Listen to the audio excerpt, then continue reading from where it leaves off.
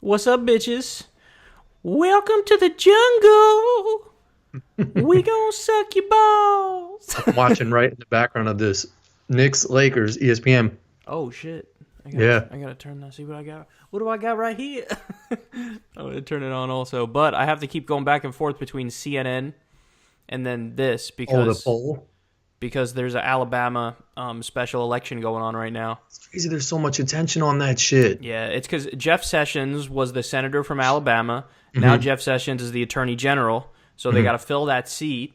So it's Roy Moore, who's a pedophile fundamentalist Christian, versus Insert anybody else. versus somebody who's not a pedophile.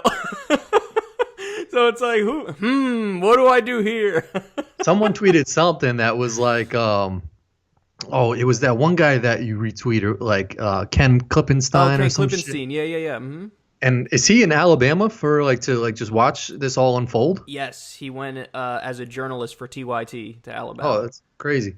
But one of his things was like something about Roy. Oh, he saw a lady at a bar and asked her about maybe the other candidate or some shit, and she was like, I don't know anything about him.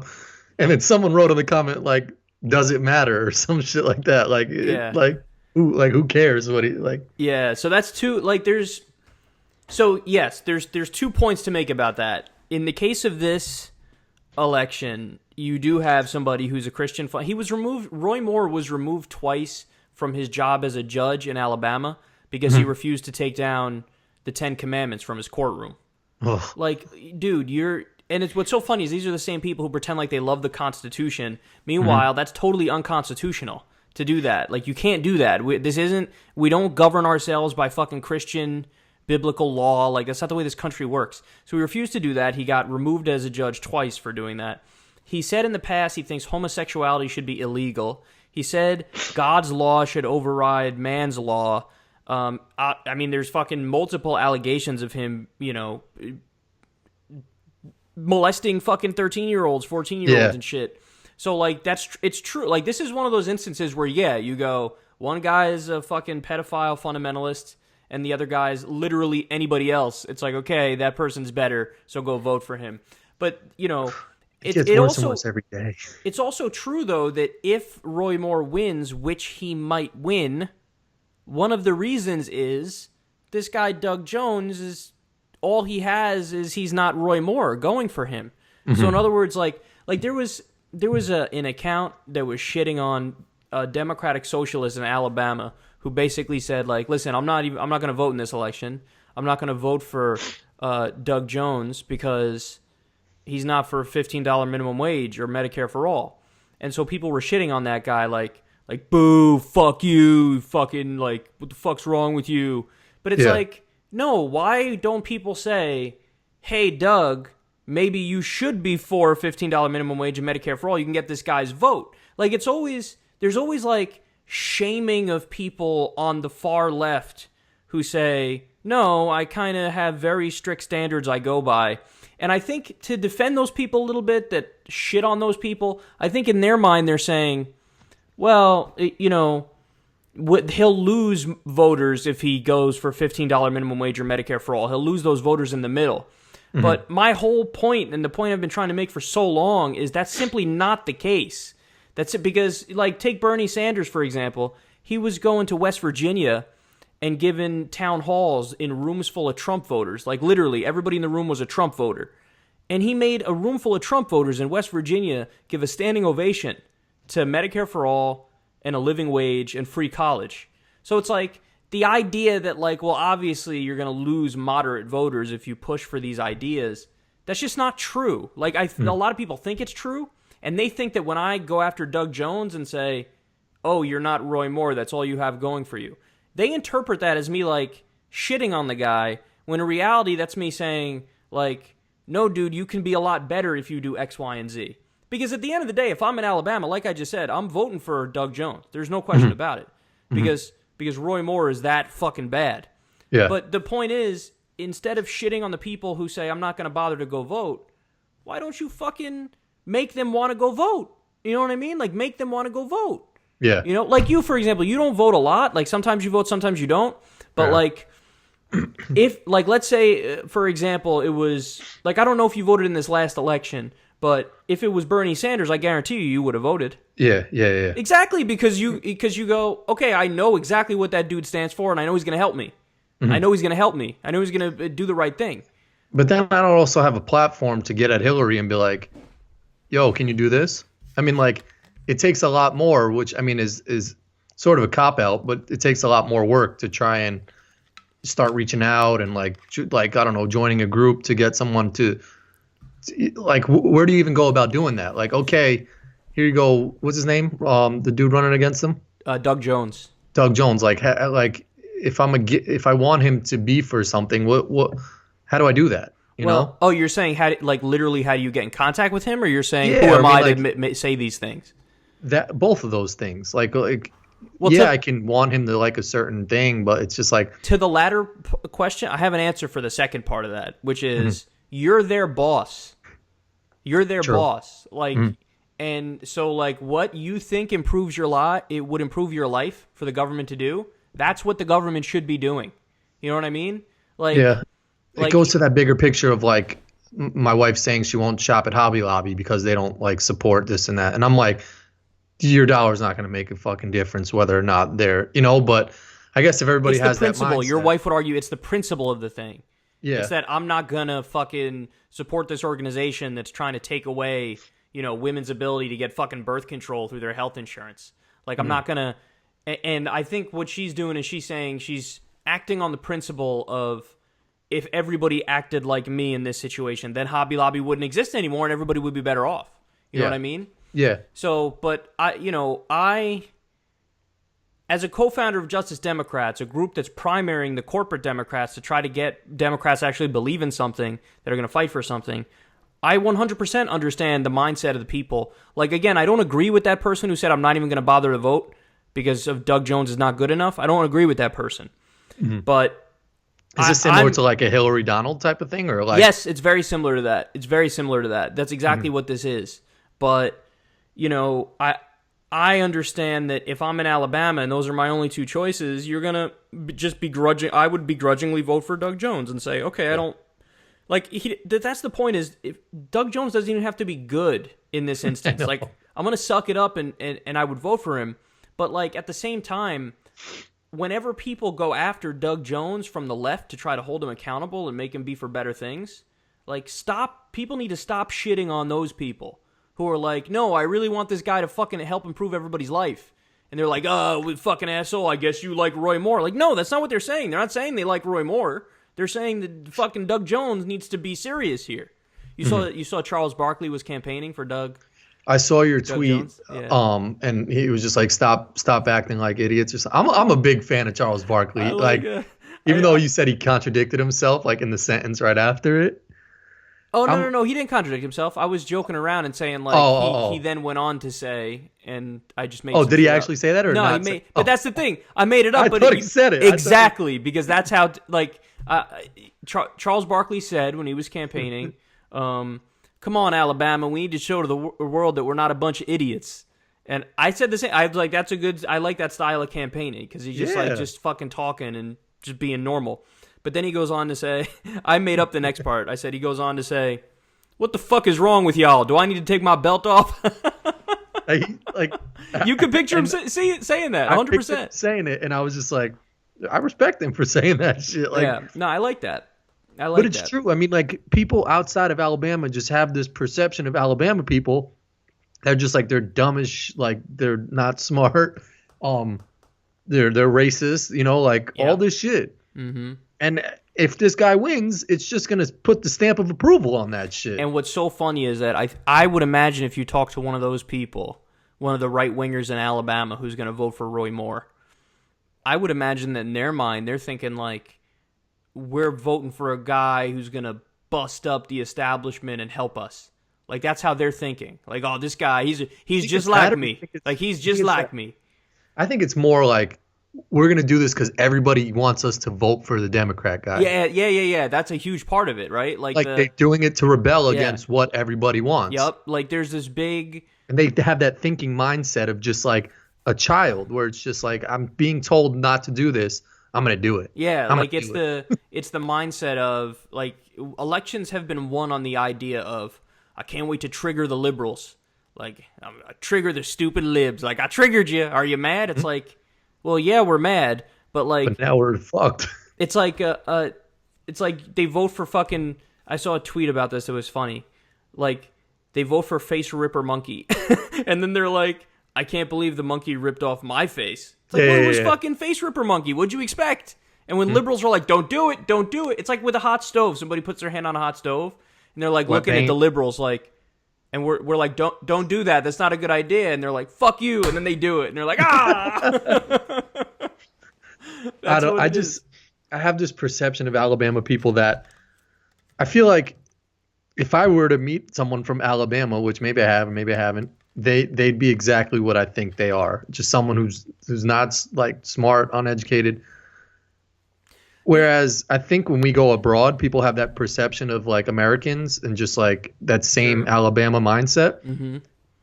But from what I've seen, like people I've spoken to, like they've heard that Americans are nice. Like we could sort of flip that, I guess, maybe because America's bigger than Alabama. I think your first point was right, that people around the country look at Alabama like, oh, you guys are some backwoods Hicks motherfuckers. But then people in the world, like people in France, look at people from the U.S. like, you guys are some backwoods Hicks motherfuckers. Yeah. Even if you're from like California or some shit, they look at America like you know, like fucking America. And it's a lot of weird shit, man, that goes into like what makes a Republican from Alabama a Republican from Alabama. I mean, a lot of it's probably like that was like the hub of slavery in America. Like that was literally the hub of slavery. Yeah. Like it was like the biggest slave market. And so you have, I don't know, a culture that was kind of rooted in fundamentalist Christianity and racism. And it's, you know, the Roy Moore just goes to like education, right? Yeah, that's a huge part of it is like.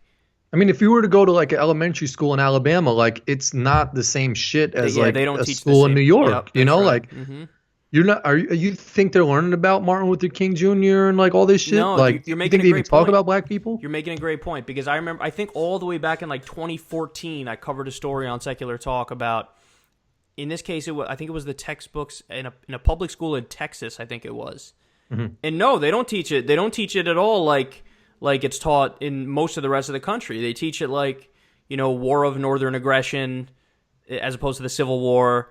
Yeah. And they're not teaching it. They're teaching, I think the story I covered was they almost totally avoided the New Deal and FDR because that was like, you know, the social democratic president who's viewed as like one of the best presidents in U.S. history, and he took us out of the Depression and all that. They ignore that, and they go to Reagan and talk about how Reagan is the best and Reagan is wonderful.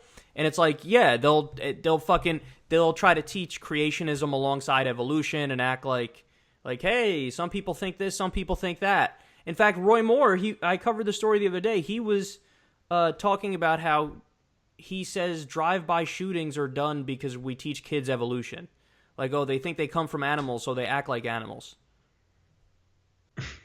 Yeah, so it's a lot of it has to do with education, a lot of it has to do with cultural reasons, a lot of it has to do with religious fundamentalism. Yeah, it's just a weird brew of things. And think about how bizarre it is that like Donald Trump is like a fucking like a demigod to a lot of these people. To like Republicans in Alabama, like that's their boy. Like they think Donald Trump is like one step below Jesus from them. Yeah, and that's the point, is like Donald Trump, you want to talk about, he's like an elitist rich dude born with a silver spoon in his mouth from New York.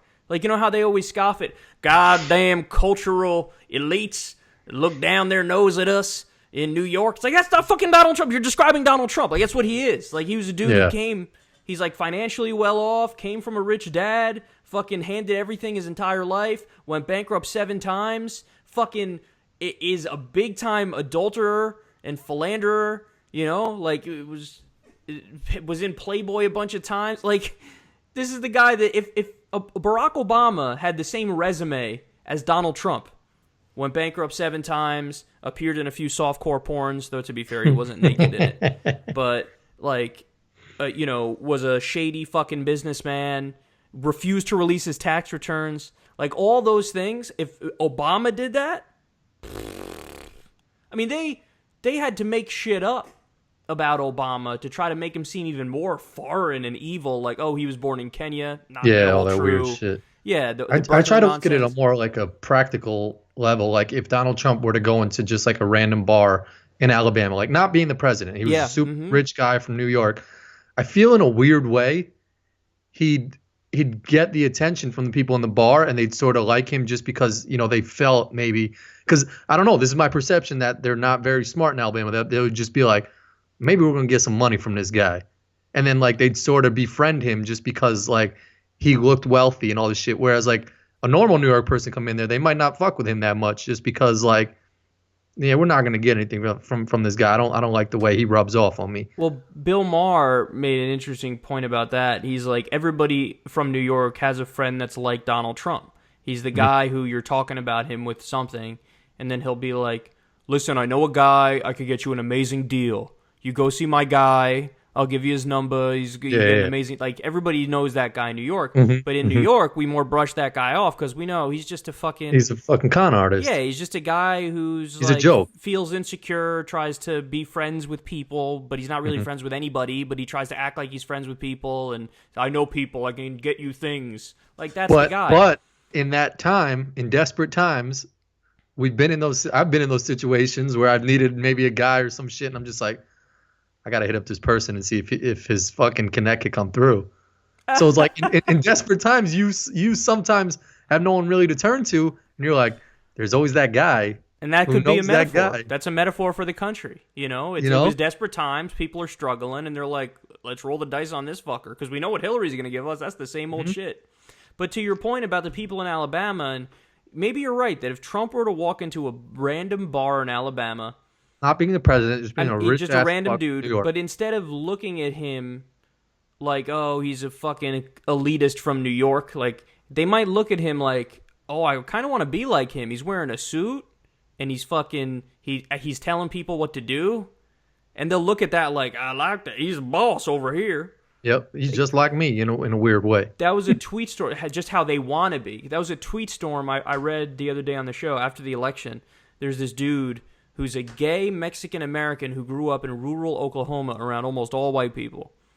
And he did a crazy tweet storm saying why he thinks Donald Trump won. And it was brilliant because he laid out everything. He laid out, like, how people feel like poverty, if they're in poverty in Alabama, they feel like it's some sort of moral failing on their part. Like, I must be a bad person on some level that I don't make a lot of money. Like, I failed. So when they look at Donald Trump, they don't see a guy who's rich because he got it handed down from his daddy and because he exploited the fuck out of people when he ran his businesses. They look at that guy as like, shit, he must be really moral and really smart because he's rich.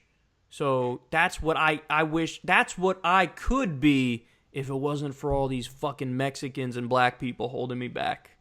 Yeah. That's the thought process, and whether it's conscious or weird. not is a different question. But on some level, that's how they're thinking. That I could be just like this guy who's fucking rich if it wasn't for all the things holding me back, all these minorities taking the jobs, yada yada. Yeah, well, it's easy to fucking pawn that shit off on someone else and say why you're not rich, as opposed to looking at yourself and being like, maybe I'm not doing something right, or maybe like maybe it's on me. They're the personal responsibility party. But then they are denying it here in the clearest way possible, where they're saying it's got to be somebody else's fault as to why I'm not rich, and let me vote for Trump because he's scapegoating the fuck out of everybody else and not blaming me. But I mean, to be fair to those people, I don't even think it's mostly their fault. I think that the system exploits poor people and middle class people. So, like, if you're a poor white person or a poor black person or a poor Hispanic person, like, you're all getting fucked over by a system. I mean, the minimum wage isn't even a living wage. So anybody who's making minimum wage, you're being exploited by definition. You know what I mean? So, like, we have people who go bankrupt from fucking medical bills. But the problem is, it's the oldest trick that elites use. They try to get poor white people to blame poor black people and Hispanic people for their problems. So the peasants fight amongst themselves, and the rich people run out the back door with all the money, and they keep rigging the system, and they keep buying the government. So it's like, instead of these people looking at Donald Trump and looking at Hillary Clinton and looking at these elites like, oh shit, they're exploiting us. Like, that's what they're doing. They're holding us down. They're rigging the system. Why is it that a CEO could put his money in the Cayman Islands and pay no taxes on it, but he's got fucking 4 mansions? Meanwhile, if I don't pay the right amount of taxes, the IRS will fucking drag me off to prison. Like, they don't put it together and realize we're all in this together. Black people, Hispanic people, white people. If you're poor, middle class, we're all in it together, and we're fighting the same fight. But they try to get us to fight amongst ourselves. Yeah. That's what Trump was good at. Trump exploited that, you know? Yeah, it's fucking weird. I really hope that, like, I mean, I don't know. I haven't followed the race at all or anything like that, but it's just crazy that we have so much attention on a fucking Alabama, like, Senate race, you know? Well, all these elections that are happening, like all the elections that have taken place after Trump won, everybody's kind of viewing it as a referendum on Trump. You know what I mean? Like a referendum on the Republicans, because they control everything right now. Yeah. So, you know. This is an important seat too, right? Like, this is an important. Well, it is for for taxes. Mm-hmm. Yeah. Like. Oh, because of the vote? Like, if this person. It's kind of right on the brink, and Roy Moore would push it over the edge. So it is big for that reason. But look, I hate to tell people, it's close. Like, this seat, we're talking about a Senate seat in Alabama. That almost guaranteed to go Republican. The only reason why we're even having a conversation at the moment is because one of the dudes is a pedophile. Yeah. Like, that's the only reason why we're having a conversation, is because one of these dudes is a pedophile. It's madness that he's still there in the polls. Like, he could do no wrong. Like, he can't do anything wrong. Like, what can he do wrong to not be in this race anymore? That's what somebody tweeted a while ago. Damn, looks like Doug Jones is going to have to molest a kid to try to win. But it is crazy. Like, what do you... I said the same thing about Donald Trump, too. Like, there was a moment on the campaign trail when he said on Fox News... when he could shoot someone in the street or some shit? No, not that one, but that was a good one, too. But he said, we have to take out their families, talking about the family members of ISIS. It was such a bad comment that other Fox News people were like, whoa. Like, you just said we have to kill the family members of terrorists? Not just the terrorists, the family members. Like, that's crazy. You just advocated for terrorism. That's what you did. And I thought, like, okay, number one, the media needs to go fucking nuts over this, because this is a time where you should go nuts, but they didn't do that. Number two, in any sane world, that's it. This dude's attempt to be president should be over. Because people will go, oh, he wants to be a terrorist with our money in our name, and he's going to represent us to the world as a terrorist nation. So no, we don't fucking want that. But no, he persisted.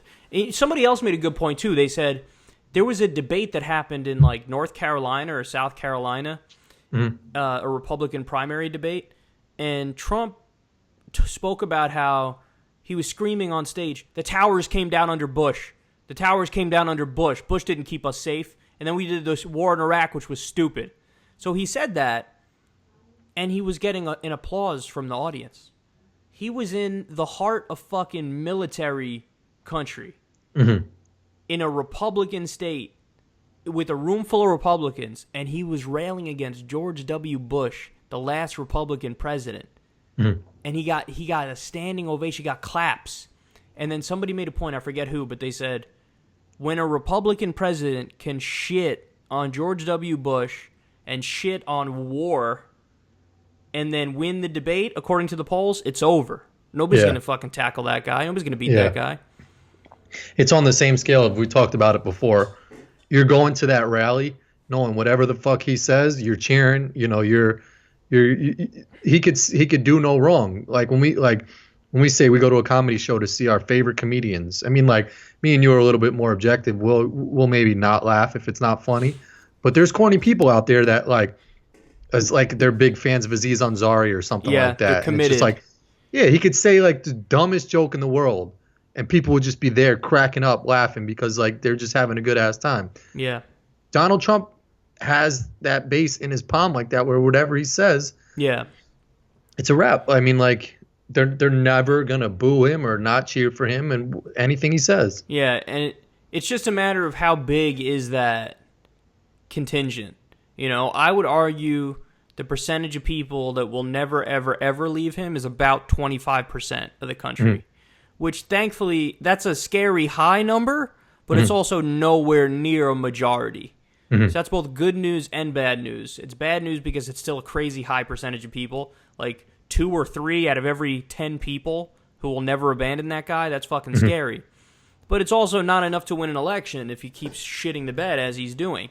But it just goes back to those people that want attention. And I said this to you the other day because I put a tweet up, you retweeted it, and the shit went fucking boombastic. And like there was people just commenting on it just with negative shit. Like just like you and I texted you. I was like, yo, Twitter is just crazy how like you could say some shit that is just not like that everyone should agree with. What was this tweet again? I don't remember. Oh, it was about the woman, the bullied woman. But what'd you say exactly again? I forgot.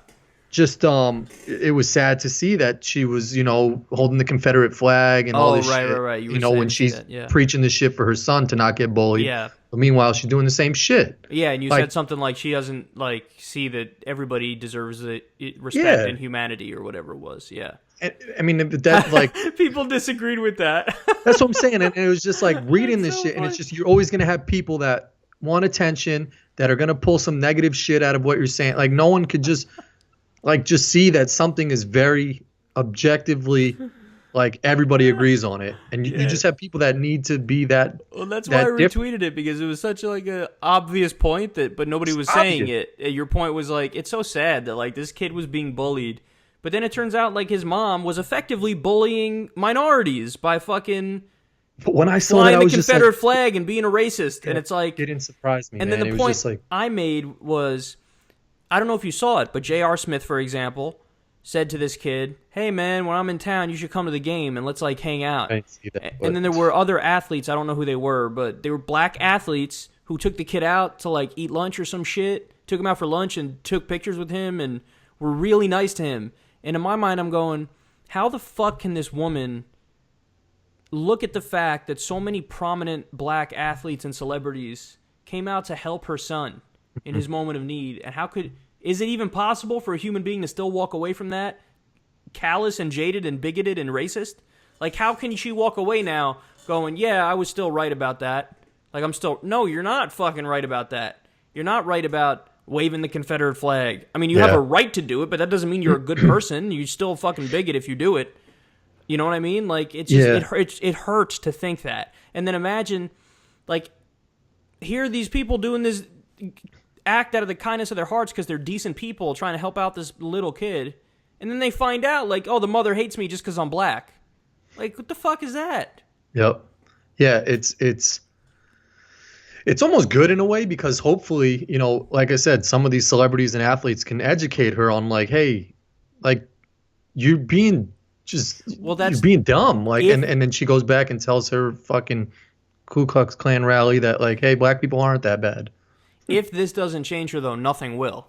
If this doesn't change her, she's not changeable because it's just such a clear example of people from other races, like, just doing something very kind for you, and then you have to acknowledge that why would I just be prejudiced against all people from different races? It just doesn't make sense.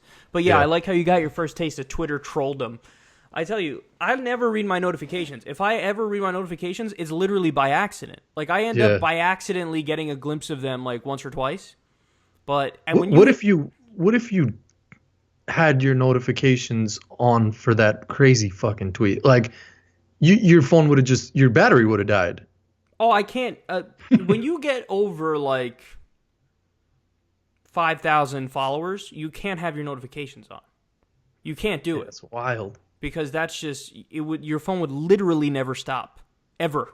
It wouldn't stop. That's what I'm saying. Your battery would just be dead. Yeah. Like, and then imagine. So I have a little over 100,000 followers. Imagine what like a celebrity goes through. Yeah, like a Kim Kardashian or some shit. She tweets it. Like, "Hey, I'm on the toilet." It's just like Twitter explodes, and it's just like 90,000 million retweets, 29,000 replies. 1.6 million likes, Oh. 1.2 million retweets. Yeah.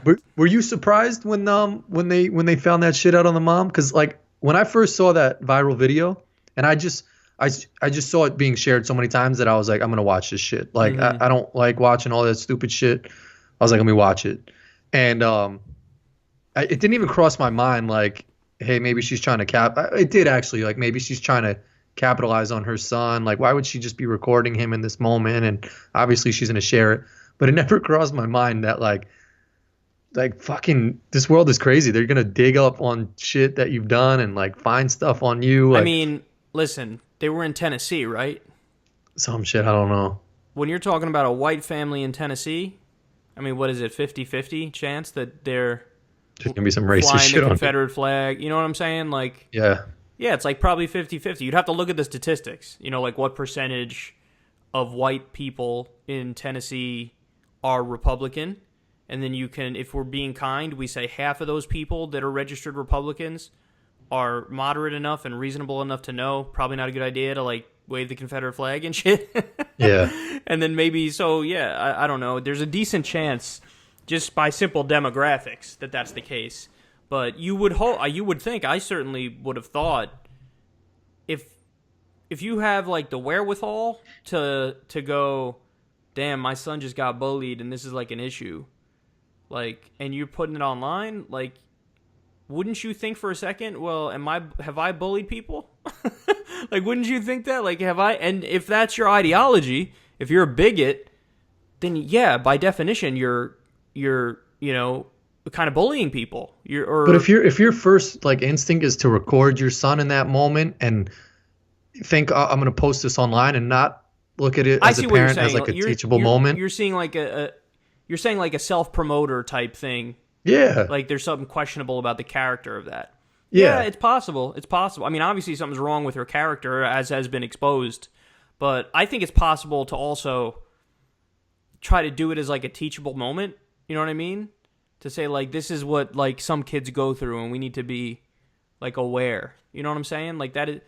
I guess possible. so. I can see I mean, that. listen, as somebody who's always on camera myself, like I don't think I'm doing it for weird reasons. No. You know what I mean?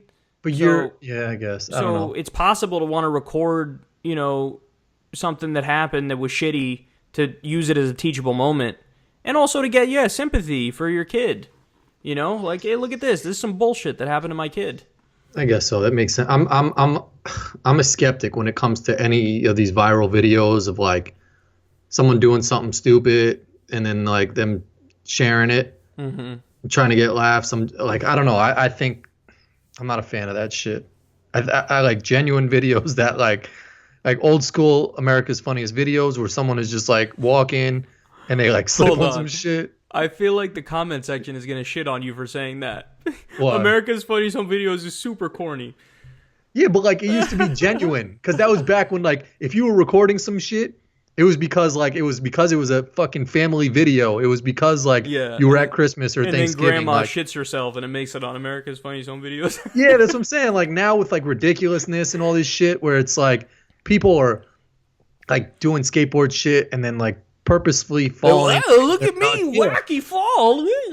That's like I don't fuck with those videos. I don't enjoy that shit when people are trying to like all these kid shows of kids that are trying to be cute.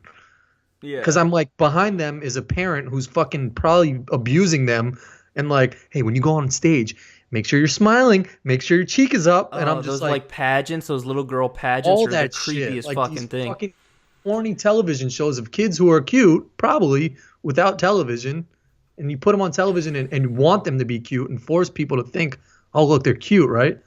I'm like, no, get the fuck out of here. They're not cute.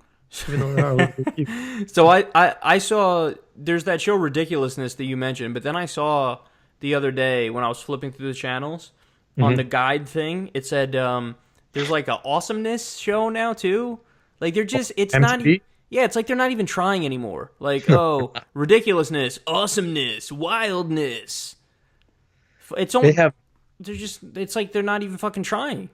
Alabama Shore I was or whatever. Gonna mention that one too. Yeah, like they're trying to copy Jersey Shore, but like with some fucking redneck type shit. That's like that's just bottom of the barrel. Like they're just scraping for shit now. And my uncle asked me about that. Like, oh, have you watched the fucking Flo Bama fucking thing? I'm like, what? No. I thought it was a joke. I saw it on Saturday Night Live. Like they did a skit, and I was like, oh, okay, that's a little bit funny. They're making fun of Jersey Shore. And then I saw someone like post some shit like, "This is a real show," and I was like, "Nah, come on, like no, stop." And like, they're bringing stop. back Jersey Shore too now for like I don't know what it is. Is it a special or something? I don't know. Like a one show thing or whatever. They definitely all blew through their fucking money and just like need that shit right now. One of them was in fucking prison, I think, for tax reasons. Oh, what's his name? The Situation, the one who everybody says is a dick. The one who's chilling is Paulie D because he actually, like, there's some people that use those shows and use that platform in the right way. Yeah, like, to like further career. Yeah, Paulie D is like as a DJ, right? DJ, he's probably one of the highest paid DJs in the world, I would imagine. Yep, and you remember who? You remember the show Road Rules or whatever? Yes. Mm-hmm. There was that guy, The Miz. Mm-hmm. He's now in WWE. Because his whole thing on the show was like his alter ego was The Miz and built it up into like. So he played a heel on purpose on the show, is what you're saying? Yeah. I never even thought of that because I don't think I ever watched that season of Road Rules, but I know from clips like he was a dick on the show, and then that's his character now is a dick in the WWE. I think he was like him, but then like he would get into his character, The Miz. Right. Okay. And that was like his shit. Yeah. Did you ever watch? Did I watch Real? I think I watched Real World more than Road Rules. Remember that? Yeah. Real World. Yeah. I think Road Rules is a little before our like. Right. We were on the cusp of Road Rules and Real World. I actually watched Real World for a bunch of seasons. Mm-hmm. Yeah, I like. I watched the Vegas one. The Vegas one I watched. Yep. New Orleans I watched. I think. Colorado or Denver, I think, had one that I was watching. Denver, I think I may have watched that too. They like had a But I did like 2 or 3 seasons, then I was like, I'm done with this. Yeah. But I liked it when I watched it, but then I was like, yeah, I'm good. Too much to watch. Do you have any television shows that you watch, but outside of like Walking Netflix? Dead. Walking Dead. I would put that in like the Netflix-y, like HBO-y type of show category, like AMC. Yeah, to but me, why don't those count? Those don't count. Like something corny, like that is like Some that. corny Like shit. I watch Anthony Bourdain, his show on CNN. Shit. Oh. He has a food show on CNN? It's like a mix of like his food show, but also he, travels the fucking world and goes to Guadalajara and Botswana and fucking eats bad feces and rubs lube on himself. You were saying you were gonna be tight if he was the chef that. Oh, I would have fucking shit, cried. Right? I'd have been like, "This is bullshit. I'm crying now." I had my money on Emeril Lagasse. Oh, because he was just like, bam, finger in your ass, bam. Yeah. He definitely is lucky he's out the game now because he was on some straight Italian, like just some come like, over here, princess. Let me show you the brajol. I got the brajol over here. I'll show you a little fettuccine alfredo. Yeah, it was with the other guy though. Who I didn't even know who he was. Mario. Batelli. Yeah. He looks creepy. He looks like he could have done some Job of the Hutt shit. But it's another just fucking creepy, like pudgy, orange-haired dude who never got any ass. Yeah. Bourdain tweeted some cryptic shit the night before. Oh, did he? Something about friends and something about friends. Like there's a time when friends, time to stand up or something like that. I don't remember. But I didn't get it. Like I was like, oh, he's referring to whatever happened, but I just hope it's not him. Yeah, it's fucked up. Yeah. By the way, the results are rolling in now, and but it's super early. Let's see what percentage is in. Oh, for the album. Oh, when you said results, Molly said before I went on air, because she's having mac and cheese, she wanted you to do a poll of, what do you eat with mac and cheese, a spoon or a fork? Oh, that's a good one. Okay, let's do that. I'm spoon 1,000% because with a fork you can't rake up the mac and cheese on the shit. I'm spoon 1,000% too. Yeah, she said poll question: spoon or fork with mac and cheese. Let's do it. What do you? I'm spoon. I don't even see how fork was in the question, but I think she uses a fork. I don't know why though. That's fucked up. It is. A spork would be the ultimate answer, but that shit is out of commission. Oh, I did this thing back in the day. I think when I say thing, I think I mean like a tweet where I was like, it's kind of bullshit that the spork didn't catch on. Yeah. It's super bullshit because that shit is the answer to everybody's prayers.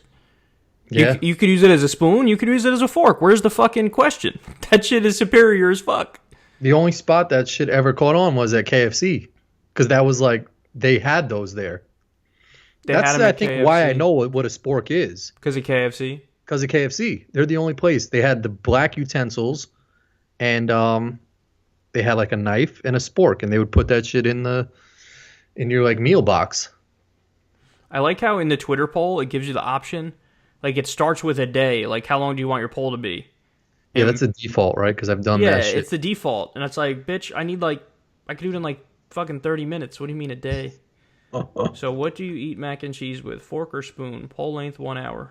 Tweet. I'm a little mad at The Rock because I follow him on Instagram and he's a little over the top with just like promoting this Jumanji movie. I'm like, yo, it's not your movie. It was fucking Robin Williams. That's his thing. And yeah, that's true. Don't fucking you dare take that away from Robin Williams. That's sort of fucked up because Robin Williams is a national goddamn treasure. But that's like, I don't know how to feel. Speaking of The Rock, I don't know how to feel about like so part of me is with like, I like the kind of self-promoter, inspirational type dudes. He does do good shit. But then the other part of me is like, fuck that guy. Because so there's a spot in my heart for like demotivational people who are kind of like, everything's bullshit and calm the fuck down. Like those people, I feel it. I'm like, I'm with you. Like I hear you on that. But then there's people like The Rock who kind of try to like pump you up, and they're like, what are we going to, let's fucking do it. How many deadlifts you going to do? No, you're add 3 to that, bitch. Let's fucking go here. You benching or what? Like, you set your goals and let's fucking go out and get it. Joey Diaz, who, you know, I'm sure you know of through Rogan. That's how I came across Diaz. He'll do this thing called the morning joint, and he'll just be like, all right, cocksuckers, let me tell you something. And then he's a lunatic. He just goes ranting, and by the end of it, you're like, yeah, let's fucking go get it. Let's go do what we got to do. But, like, so part of me likes the fucking promoter who's like a self-help guru, inspirational type person. But then the other part of me likes the people who are like, hey, fuck you, guru person. You know what I mean? Yeah, I just don't. I'm thinking about it as like, yeah, he does good, and like he puts on his Instagram story of like kids coming out who have a disease or some shit like that. And I think, yeah, could you do that in private? But then again, maybe those kids wouldn't look up to him as much as they did if he wasn't, you know, promoting his shit out there like that, you know? Mm-hmm. I don't know. I think I'm okay with The Rock. It's just sometimes a little over the top with the whole. Well, but he is trying to promote a fucking movie, so he's got to be over the top with that shit.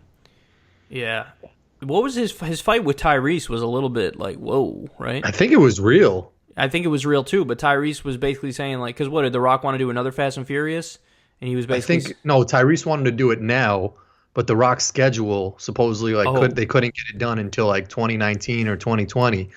And word got back to Tyrese that like the holdup on the whole movie was because The Rock couldn't do that shit until then. And he was like tight because it was like Fast and Furious family, this and that. And it's like, shut the fuck up, Tyrese. Like, you just got mad child support. You need some money right now. I finally watched that video of him crying, by the way. That was hard to watch. Apparently, I was reading about it. Apparently, he has serious like mental problems where he's on medicine that's like antipsychotic medicine, and he might have been off the medicine at that point in time. I don't feel bad for him, man. I mean, I feel bad for anybody who has to, if you have serious enough health issues where you got to take antipsychotic medication. But his health issues are, I think, all problems that he's brought upon himself by probably sleeping with 30,000 women and having like 30,000 kids. You're being racist, bro. Stop. No, he's got a lot of kids. I'm fucking around. But like I mean, but not everybody's problems are something that they could bring upon themselves. Like some people are fucking in debt or like their work situation or some shit. But like Tyrese, he doesn't have those problems. Like he has problems that he's created for himself. And if his mental issues are possible, you're right. It's possible. I don't know for a fact. Yeah. Yeah, it's possible, but it's also possible that, or I don't even know. I think I read his post. His post might have said the opposite. That at the time that he had that fucking breakdown, he was on that medicine. And then he stopped taking that medicine because it made him feel crazy. So I don't remember which way it was. It was either he wasn't on the medicine, but he needed to be on the medicine, or he was on the medicine, but once he stopped taking the medicine, he became normal again. But that video. So you got sympathy. You have sympathy for him for making that? Anytime I see a fucking grown person crying, I'm like, something's off here. So I feel bad for him. Even That's if it's true. a situation where, they fucked up big time. It's like, damn. Yeah. If you're genuine, if you actually have tears coming down and you're not faking it, then whoa. So it's like, because I don't know about I'm you. a It takes a sensitive lot dude. for me I to cry cry. through any. No, I cry for anything. I tear up. You know when I tear up. I tear up for stories of like people who overcome adversity, who have like some sort of physical deformity or disease affecting them, and then or even like mental issue, like they're slow, like something like that. If I see somebody overcoming it, then I'll start to tear up. Will you cry in some fictional movie shit of just like a sad? I think I have, but I don't know. I feel like I go through waves of that. Like sometimes there's a period where I'll cry during a movie when it gets to me, but then other periods I'll be like the fucking Iceman, and I won't cry even when I should. I'm always crying, dude. Yeah. And it's crazy. Do you remember when Stephon Marbury did his video and he was like putting Vaseline on his face and shit like that? No. It was like similar to the Tyrese video. Oh, you got to look it up when you're He done. went nuts. Did he go crazy? That's what he was doing. He went crazy. Oh no. And he was in front of the camera. He took like Vaseline and just started putting it on his face. What was he saying? I don't even remember what he was saying, but he was just he was like, it was the lowest of like his low. Oh my god. I think he was talking about like committing suicide and shit. Oh, I could be wrong.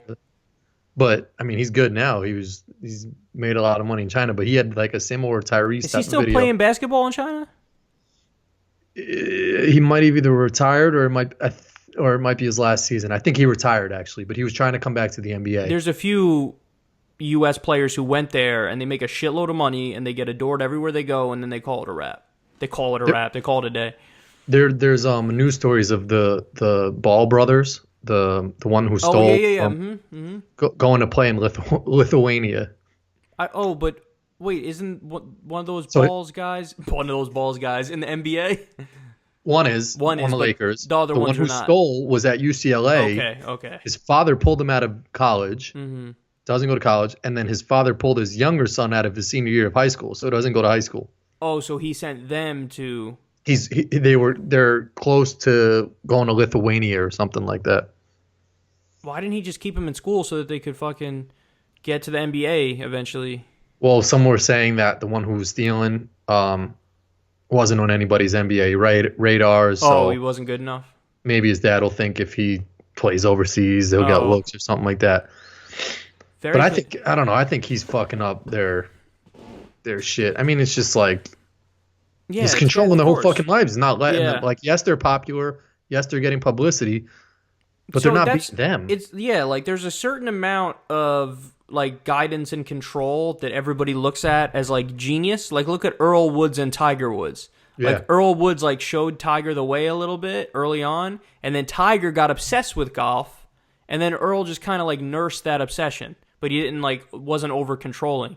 But yeah, what's the dad's name? LeVar is the dad's name or no? LeVar, yeah. LeVar sounds like he's just like fucking them up. You can't pull somebody out of high school and send them. Like that's crazy. Didn't fucking even finish high school? Nope. Didn't finish high school. Like economic death sentence for later on. Yeah, but what if when you were put yourself in that situation, you're a senior in high school, you were very interested in politics, or you're a freshman in college, and your dad just gave you some advice and was just like, well, like I'll pay for you, or you could do all right. Just do your show now. You can't do it that young. Grow your brand. Can't do it that young. It's weird because politics is a bad example, particularly for that reason. Nobody takes you seriously until you're like. Even when I started, I was probably below the threshold of getting taken seriously. You know what I'm saying? Like, once you hit 30, and I'm about to be 30, I feel like that's the minimum age where people will go, okay, maybe I'll listen to what you have to say on like political stuff. But even in your 20s, like I'm 29 now. Younger, Since I've been doing it for a long time, people will listen, but nobody in society takes you seriously if you're 19 and you're trying to tell somebody some shit politically. Yeah, that's an interesting point. Yeah, that's just the nature of politics. And, I just am a fucking weirdo, obsessive loser who couldn't stop reading about politics so that I think maybe I came across like I was a little older when I started doing Like when I first started with my videos, people might have thought he's young, but he's talking about shit that sounds like it's above his age level, so they listened. You know what I mean? But like, yeah, any fucking real outlet, like established outlet, they'll look down their nose at you. This game is fucking good as shit, by the way. Is it right now? Yeah, ball is going back and forth, and his dad is like standing up. Are you watching on ESPN? No, right now I have CNN on because I'm looking at the vote counts rolling. It's 68, it says 66, way too early like, to call, so this just started. It's 64% Jones, but I think they're probably. 60. I think. Oh shit! The other dude's winning. Yeah, no, Jones is winning, which is good, but I think they're just counting the cities now, which is not. That's not good. As opposed to what? Because Moore is going to win all the rural areas, Jones is going to win all the city areas. So if they're counting the pro-Jones areas first, and he's got 64%, that's like, okay, whatever. Yeah. So we'll see. We'll see. Man, it would be so awesome because like Trump is really all in on this one, right? And like this would be a great way for people to like. Yeah, he did. Like it's amazing how everybody like there was a period right when all the news broke where people didn't back him. They didn't say shit. The RNC pulled their support for him. They pulled their money for him, and Trump basically kept quiet about it. But fast forward like a month later or a few weeks later, and then Trump endorsed him, and then the RNC started supporting him again. So it's so weird because it just went with the news cycle. Like there were the news cycles that broke. Oh shit, he diddled a fucking 14-year-old, and there's a bunch of allegations against him. And everybody's like, oh my God, outrage, outrage, outrage. He didn't drop out of the race. Mm-hmm. And then all it took was Trump, like a few weeks later, going like, we don't need a Democrat in that seat. And then the RNC was like, okay, we'll start supporting him again. And then Trump did a rally the other night in Pensacola, Florida, which is right below Alabama. It's basically why didn't he just go to Alabama? Because he didn't want to have Roy Moore at the event because he's gonna fucking stand next to a associated pedophile. Exactly. So instead, you go to Pensacola, which is right below it. Roy Moore's not at the event, but you got a room full of people from Alabama, and you say in the speech, you got to go vote for Roy Moore, which is what he did. Did you see? That's wild. While we were speaking about NBA stuff, did you ever see the thing that happened with Jeremy Lin and Kenyon Martin? Yeah. Did we talk about that on the podcast or no? I don't think so, but I was all over. I mean, like I was interested in that because that was interesting. Jeremy Lin fired off a fucking shot that was just like, I got you, dude, but did it in such a sophisticated like. So for people who don't know what we're talking about, Jeremy Lin was wearing dreadlocks. Mm-hmm. By the way, he got injured. He's got funky different hairstyles and all this stuff. Like, so Jeremy Lin was wearing dreadlocks, and then Kenyon Martin like did a video. I don't know if it was on Instagram or whatever the fuck it was. I think it was Instagram, yeah. And he's basically said like, dude, really? Like your last name is Lin, you're an Asian dude, and you got dreadlocks. He's like, look, we all know you want to be black, but relax. And he sent that out there. And then a bunch of people started shitting on him. And then he did like another video, almost like semi-doubling down, where he was like, listen, you could wear whatever you want to wear. But I'm just saying, like, you want to be black. And then Jeremy Lin, his response was really good. He said something like, hey, man, I just want you to understand that this is about, like, I'm appreciating, like, black culture, not appropriating it. And I think that it's awesome that we live in a country that's free enough where I can wear a hairstyle that's associated with the black community, and you can wear Chinese tattoos. Yeah. Because apparently Kenyon Martin has Chinese tattoos. Oh, he's tatted up. So he's like, you can't fucking go after me for taking some black shit when you're a black dude and you got Chinese tattoos on you. Like, do you not fucking, like, get that? But he did word it in a way that it was like, damn. Because he was respectful, too, in the process, which made it like, oh, he just owned you hard. Yeah. I'm going to look it up right now. Because he shot down like, all the people that were getting at Kenyon Martin. Because, like, you don't want to mess with Asian people because they're like, they'll swarm at you. And like his following was going after Kenyon, all this shit. And he was just like, no, we don't, like, there's no reason to go back and forth at it. But I mean, that goes to education too. I mean, like Jeremy Lin went to Harvard. Kenyon Martin went to Cincinnati, I think for a year, and they were raised differently. So, I mean, like that goes back to education also. And hopefully Kenyon Martin now, is open to like. So I want to read it now because I pulled it up. This is what Jeremy Lin said to Kenyon Martin after Kenyon Martin was shitting on Jeremy Lin for having dreadlocks. He said, Hey man, it's all good. You don't have to like my hair, and definitely entitled to your opinion. Actually, I'm legit grateful you're sharing it, to be honest. At the end of the day, I appreciate that I have dreads and you have Chinese tattoos because I think it's a sign of respect. And I think as minorities, the more we appreciate each other's cultures, the more we influence mainstream society. Thanks for everything you did for the Nets and hoops. Had your poster on my wall growing up. Yeah. Oh, that last part is just like flawless victory because he's like, dude, I love you. Like, you were fucking awesome, and I had your poster on my wall. Yep. So, like, stop shitting on me because of my hair. Yeah, that's good. I never bought the cultural appropriation argument because it seems to fly directly in the face of the idea of multiculturalism. Like, if we're going to have multiculturalism, which I think is a good thing, I think it's good that we have a bunch of different people from a bunch of different backgrounds and races and religions and shit all together. Mm-hmm. Like, if we're going to have that, then you can't get mad when people start adopting different things from each culture. You know what I'm saying? Like, you and me in high school and after, we wore earrings. Yeah. Somebody can make the argument that was more of a thing that started with black people or Hispanic people. You know what I mean? But or wearing like 4XL t-shirts in middle school. And our entire life, I got my hair cut at a black barbershop. Yeah. I started Haitian, and now Dominicans give the best haircuts, in my opinion. So somebody could look at us and be like, that, like, they'd say to us, like, that's racist because you're doing cultural appropriation. But no, I liked the way they cut hair. And if you go talk to my barbers, they'd be like, he's not fucking racist. Like, first of all, he's giving me business, which I like. Mm-hmm. Second of all, he's my boy, and I like him. Yep. So or music, you have to pick like one. Music taste. You either can be mad about cultural appropriation, or you can be mad about multiculturalism. You can't have it both ways. You gotta pick one. Yeah. But it all goes, like I said, it all goes back to education, and it's just like, if you're educated to know,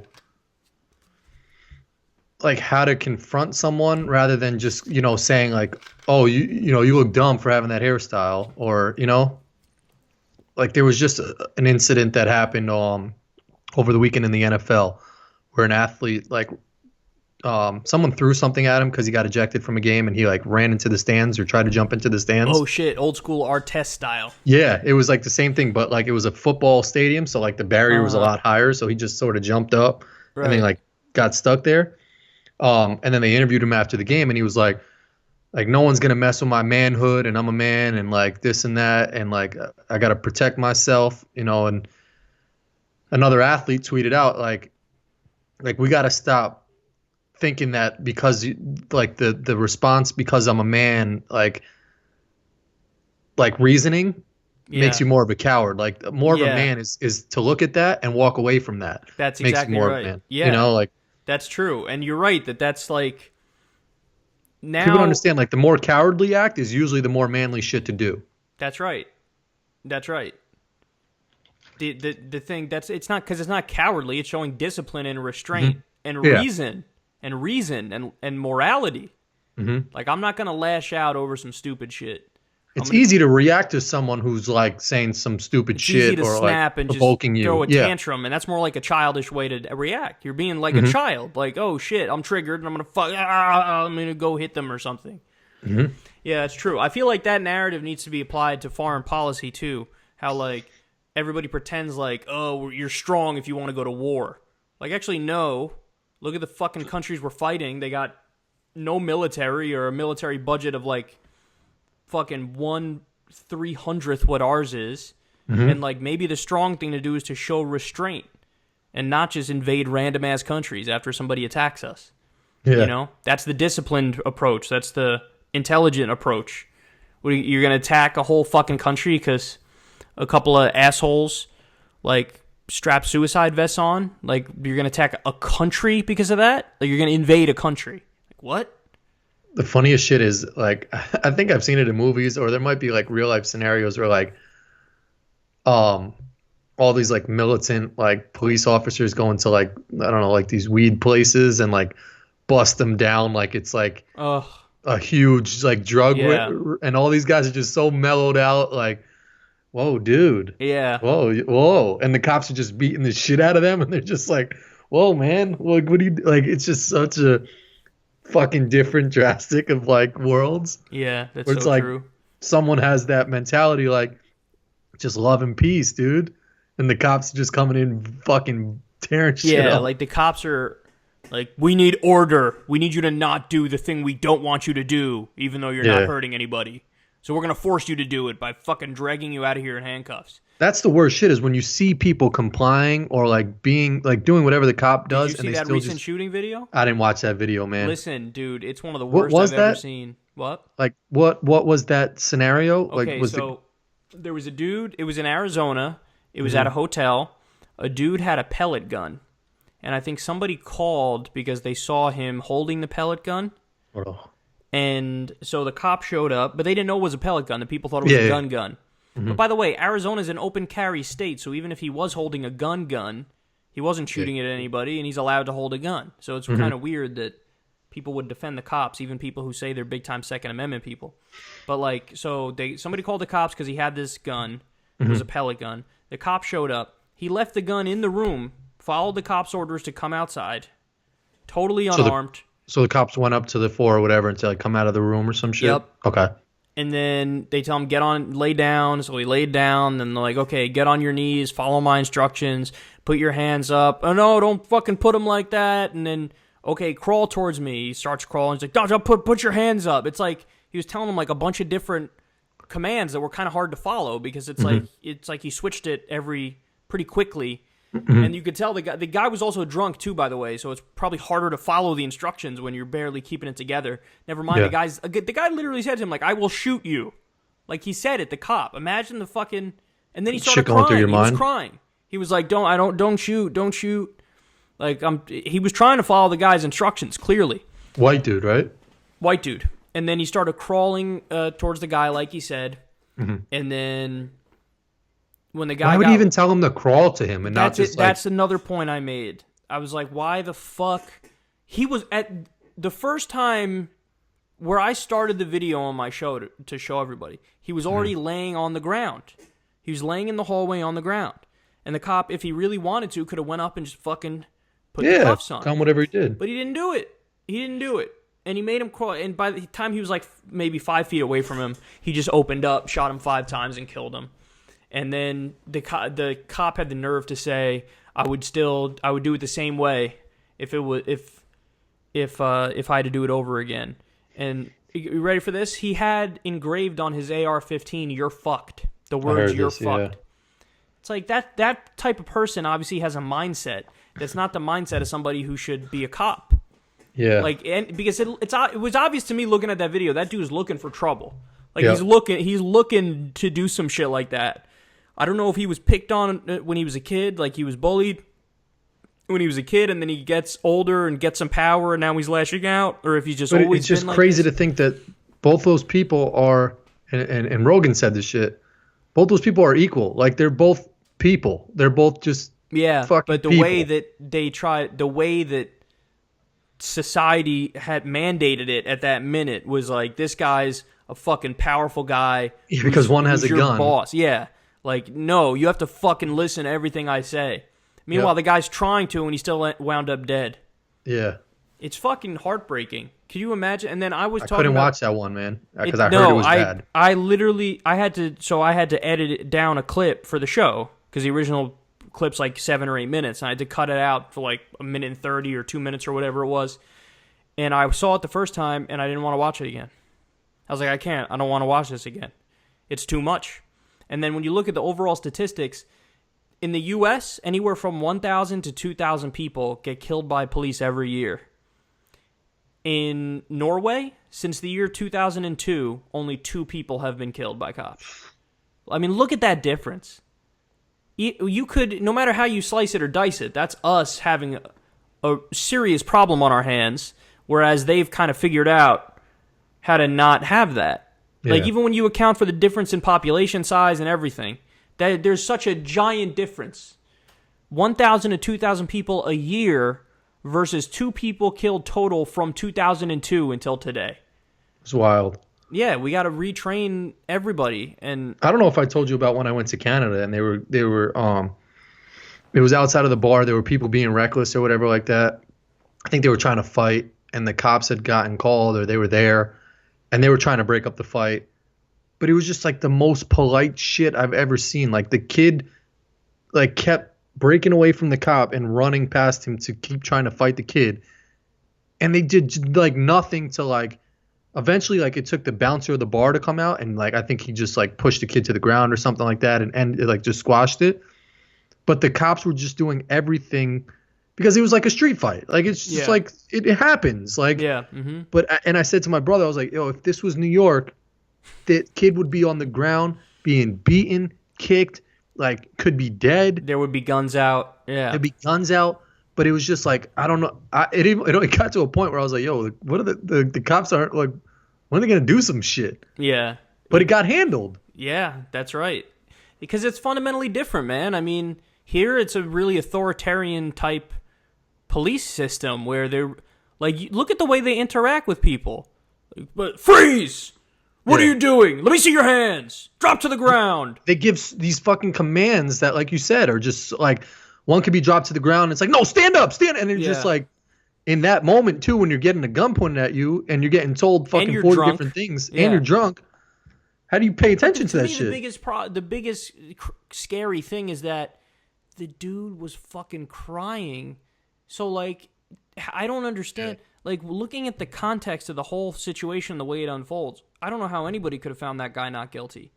Because when you have somebody crying and begging for his life like that guy was, the idea that, like, he was going to, all of a sudden do a 180 and pull out a gun or something and then shoot the cop? Like, come on, man. Come on.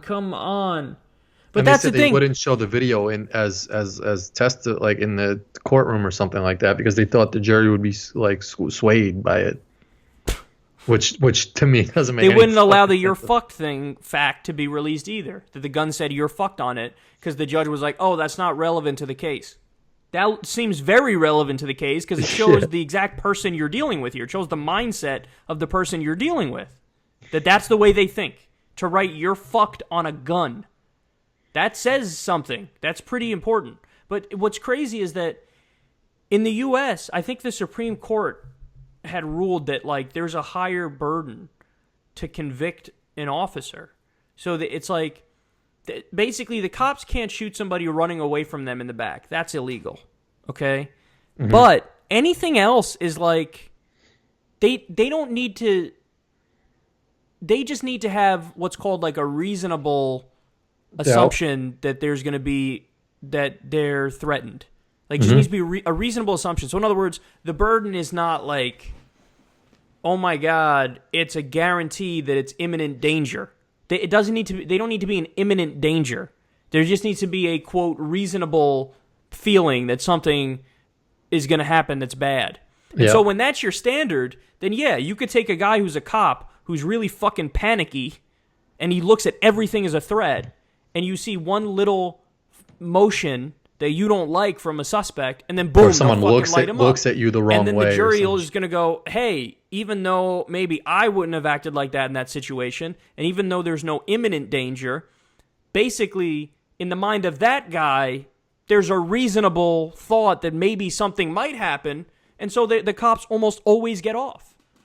So, I mean, that's really sad. Because basically what you're doing is you're saying, no, these people, they're above the law. They're in a different category. It's a different thing for a cop. It's not the same. Like, you're defining them as the good guy right up front, and then saying... And that defense wouldn't work anywhere else. Like, if you're at work and you're like, oh, my coworker looked at me a little weird, so I thought she was hitting on me, and I grabbed her ass. Yeah, that's right. Yeah. Like, you're like, no, that's sexual harassment. That's a great point. That's a great point. Fired. Like, you go, oh, she looked at me in a way where I thought it was reasonable for me to just fucking grab her ass. It's like, what the fuck? No. The reasonable fucking thing, because reason is a weird, like, broad thing to try to assume of somebody else. You know what I'm saying? Like, you look at a girl, oh, she looked at me a certain way. Is it a reasonable thing maybe she's into me because I thought she gave me a glance? Well, maybe.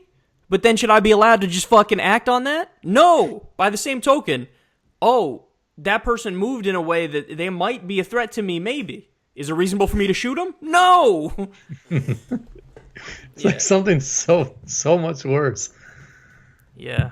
They always get off, man. It's fucking crazy. I couldn't watch it. But I feel like there was this crazy shit going on prior to 2017. Like, this was a fucking crazy fucking year. But, like, there was crazy shit going on prior to 2017. I just feel like we didn't see it on Twitter on shit because, like, now people are funny as fuck, or, like, people are smart as fuck, so they put comments next to, like, the video, and it exposes it more because it goes so, like, fucking viral. Mm-hmm. But, like, it's only going to get worse. Yeah, everything is recorded now, so of course, I think everything's going to get worse too, for sure. When you get to see everything that's happening all the time, everywhere, then you're going to... And by the way, like, so some people would argue because this was on tape and this cop got off, therefore body cameras are not, like, they don't do shit. But I don't agree with that because I've seen some studies that say cops are more likely to not do fucked up shit in the first place when they know they're recorded. So just think for a second a cop that's not a total psychopath like this guy who did what he did. Mm-hmm. Okay? If you know you're being recorded all the time, you're much less likely to do some fucked up shit. And in fact, we've learned from these body cameras, for example, there were a few stories that came out in the past, like, 2 months of, I think it was Baltimore officers planting drugs on people because they didn't realize their fucking body camera was on. They're dumb as fuck. So, even if, let's say, hypothetically, those people don't see any fucking consequences, which they might not, of course. Mm-hmm. But at least now we know for sure, So, like... It makes you think twice, yeah. Yeah, because that's something that, let's keep it totally real here, black people used to say all the time is, like, they will plant fucking drugs on us. Mm-hmm. And I think most white people were probably like, no, they don't. You're full of shit. But now we literally have it on tape. Like, you could see them fucking planting the drug. So now there's no, that shows you how unscrupulous they could be. Yeah. That it's kind of like, and they never, like, give up the obvious bad apples either, Like, the police they defend them to the fucking grave, man. The police unions protect them, which is like, don't you want to fucking clean up your ranks? Because this is important. Like, what you're doing is an important job. Did you see recently Hannibal Buress? I heard he got arrested. I heard it was, like, public drunkenness. So that's the thing. I watched that video and, like... I didn't see the video. You can tell me what happened. Yeah, there's two cops talking to him and, like, he is sort of yelling. Not yelling, but they're like... He's like, why am I being arrested? And then they said, like, resisting arrest or they said something. And then... He's like, but what? Like, what? He wasn't doing anything wrong from what the video showed, obviously, because I mean, maybe they started recording after, whatever. Mm-hmm. But then later on, someone tweeted at the police department, and Miami Police Department was like, "Why was Hannibal Buress arrested or whatever?" And they were like public intoxication and like being loud or something, whatever their reasoning was, different from what the cops told him in the video. So basically, they arrested him for like confronting the officers and like talking back to them. Which they weren't arresting him in the video for something that they were probably wrongly arresting him. You're saying the cops, he insulted the cops in one way or another, and they were just arresting him. Yeah, and it seemed like it was fucked up, and I felt bad for him. Well, that's what remember it was a big case when a woman was told to take blood from a person who was unconscious. Yeah, and she was like, I'm not going to do that, and then they arrested her. They fucking took her out in cuffs. And it's like... That cop looked like such a fucking creep. Like some Utah... Well, what just went down there, I feel like that's a much more common thing than people might think, where all you need is a cop to just say, like, I don't agree with you, random just being on some power trip shit. And then they'll arrest you and make up the charge later, Like, another one, you kind of briefly alluded to it there, although I don't know if this is the case for... Hannibal Buress, but like they'll arrest you and somebody will be like, why am I being arrested? And they'll be like, for resisting arrest. But what was I being arrested for in the first place? Yeah. Like I was resisting arrest, but what was the original thing you were going to arrest me for? Yeah, So that's what the similar what the it felt like with Buress thing. Hannibal Buress. Yeah. Well, he'll probably talk about it soon and explain exactly what. It's gonna be good for him. He's probably gonna talk about it in his comedy sketches, and like he was on video, like to the cop's face. He was like, "You're goofy." He was like, "You're goofy as fuck." Like he was saying that straight to the guy's face. It was hilarious. They say, yeah, like if you say that to somebody who's on a power trip, they'll fucking try to exercise their power over you. Yeah, I was surprised someone was recording it, so I'm surprised the cop didn't like. By the way, technically really that's totally legal. Just so people to call know. a cop goofy. I'm sure my audience knows this already, but that's 100% legal. What's that? To say you could tell an officer "fuck you" and that's totally legal. But what'll happen is you tell an officer "fuck you" in a sharp tone, and they'll fucking lock you up, and they'll make up some shit afterwards. Yeah. But that is on paper. That is 100% legal. You could tell an officer to go fuck himself. Totally legal. Yeah, he was like, "You're goofy as fuck" or something like that. Like I think goofy was his term, and I was just like, "Damn," saying that shit straight to the dude's faces. I knew somebody in college who was planning on becoming a cop, and he was the stereotype of the kid that they would say would want to become a cop. Yeah. He was like, I don't know if he was bullied when he was younger or not, but by the time we were in college, he was just very socially awkward. And like it looks like nobody really he didn't really connect with anybody where like he could really be himself and the person he was with felt comfortable being themselves. He was very awkward. And you could almost sense like this bubbling undercurrent of like, I'm going to get all you motherfuckers back. Like you could sense that from him. Like you felt it. Like you felt a weird feeling of like, this dude is going to fucking snap one day. That's why I was nice to everyone in fucking high school, whether you're fucking cool, lame. Yeah, you were. You were very nice to everybody. I was just trying to be cool with everybody. And I do that shit wherever I go. Grocery store. Yeah. Wherever the fuck I'm at. I'll smile at someone. Speaking of that, I was of random daily activities. I went to the dentist today.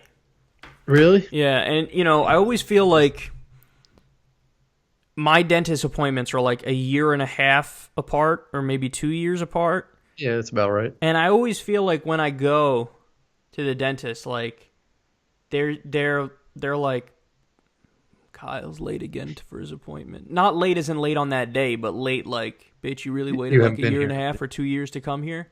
So I almost get that feeling of like, oh, I'm about to go take a test I didn't study for when I go to the dentist. Because I feel like they're judging me like, late again, huh? Yeah. So your dentist definitely has that in the back of his mind, like, all right. It's a she, but yeah. So yeah. I went there and they did. This was the first time I went to the dentist in a while where I had like I felt like my teeth were gross when, like they were getting gross lately. Like the fucking plaque or tartar buildup, whatever the fuck it's called.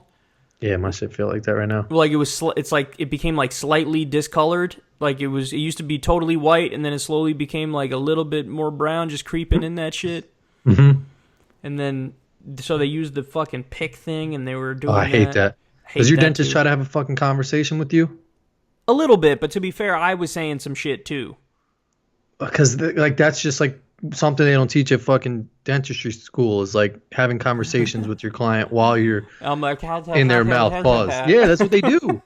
Yeah. They put the fucking one thing in there to suction, and then they're like, all right. Like they used to have the swivel cups where you would drink and then spit it out, which were better than that thing they have now. Yeah. Because they tell you to close your mouth and it sucks up everything. Yeah. Mm-hmm. Yep. That shit sucks. But they have that, and then they're picking, and then they're doing the noise thing, and there's shit squirting on your face and everything, and blood, and they're like, so Kyle, year and a half it's been, huh?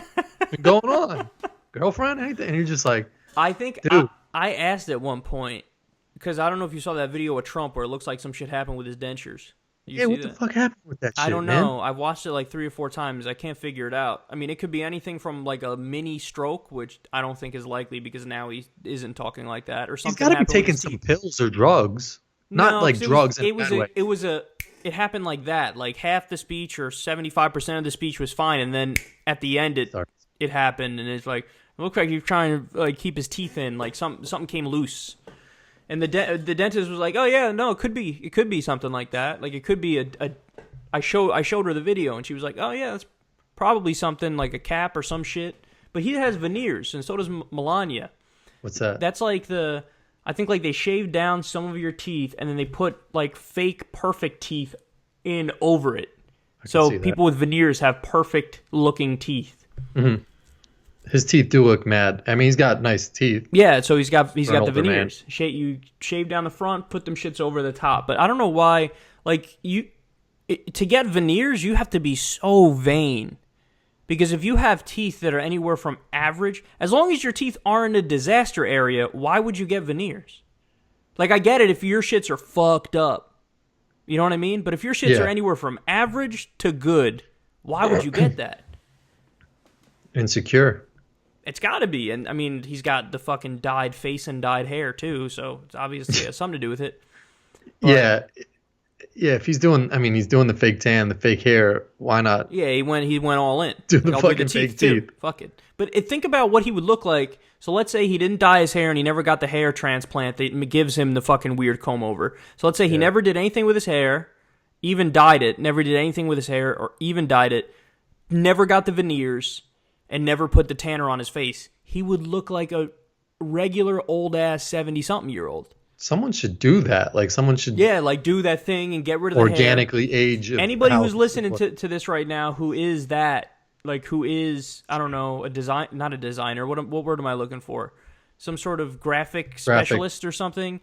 Yeah, do that. Take Trump, get rid of his fucking gold hair, his blonde hair, give him, like, the horseshoe bald with, like, the white sides, right? Yeah, he definitely has that. And get rid of the perfect teeth, fuck up his teeth a little bit, and get rid of the orangey hue to his face and just give him a regular pale-ass 70-some-odd-year-old face. And then send me that shit on Twitter, and I will retweet the fuck out of it. Because I want to see what he would look like as a normal-ass dude who didn't get all that work done.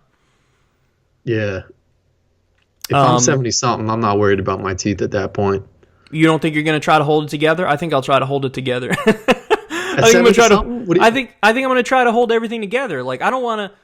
Listen, some people end up looking ridiculous. Like, have you seen the picture of the dude, the Italian prime minister, Silvio Berlusconi? He's the former Italian prime minister. He's 70-some-odd years old, but he has gotten more plastic surgery than Barbie.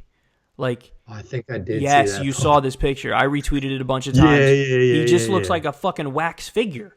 Like, he's got fucking Botox all up on his face. He's got hair transplants. He's got hair dye. He's got that shit is probably a disease. 8 surgeries on his face, like literally. And he just looks so ridiculous. But my point was, I'm not down with that shit. I'm not down with Trump shit. But if you do one or two things and just try to keep your shit together, I'm totally down with that. You know what I mean? Like, yeah. My dad's neck. My dad had his neck sort of. So we got that fixed?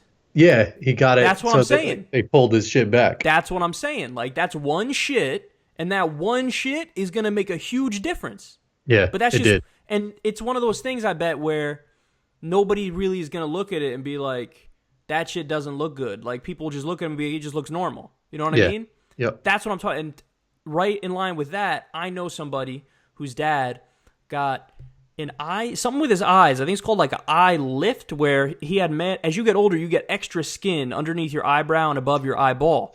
Yeah. And you get rid of a little bit of the extra skin there, and then you just look normal. You look young again.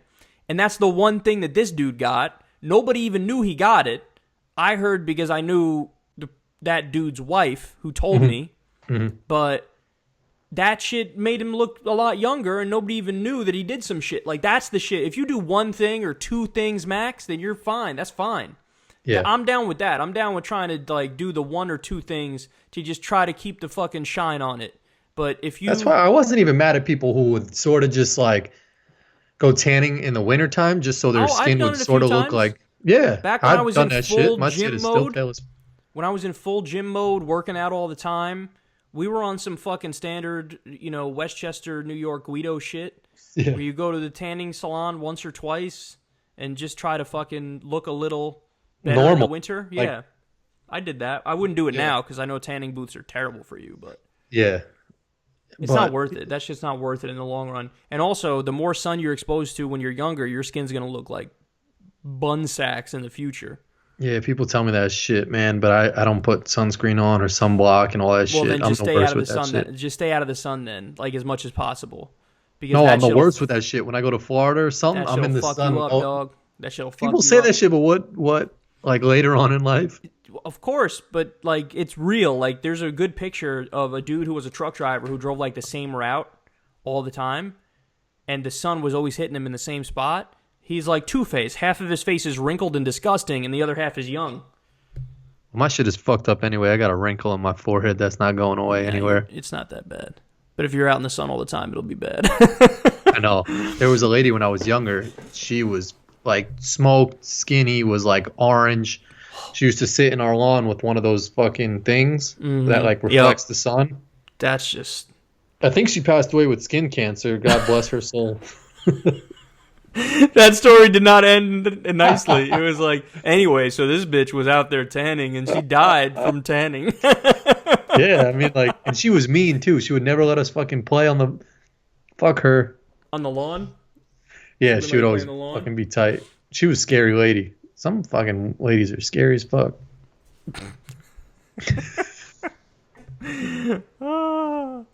Yo, I'm tight at the post office, man. I tried to ship something, and it was a little bit bigger. Oh, shit. What happened? Oh, Knicks are up by 2. Knicks are up by 5. I'll put that on now. I'll let the results roll in for the other thing. I tried to ship some shit. It was $15. No, I'm sorry. It was $30 because it was over like the measurements of a box by a little bit. And I was just like, can't you just do the $15 one?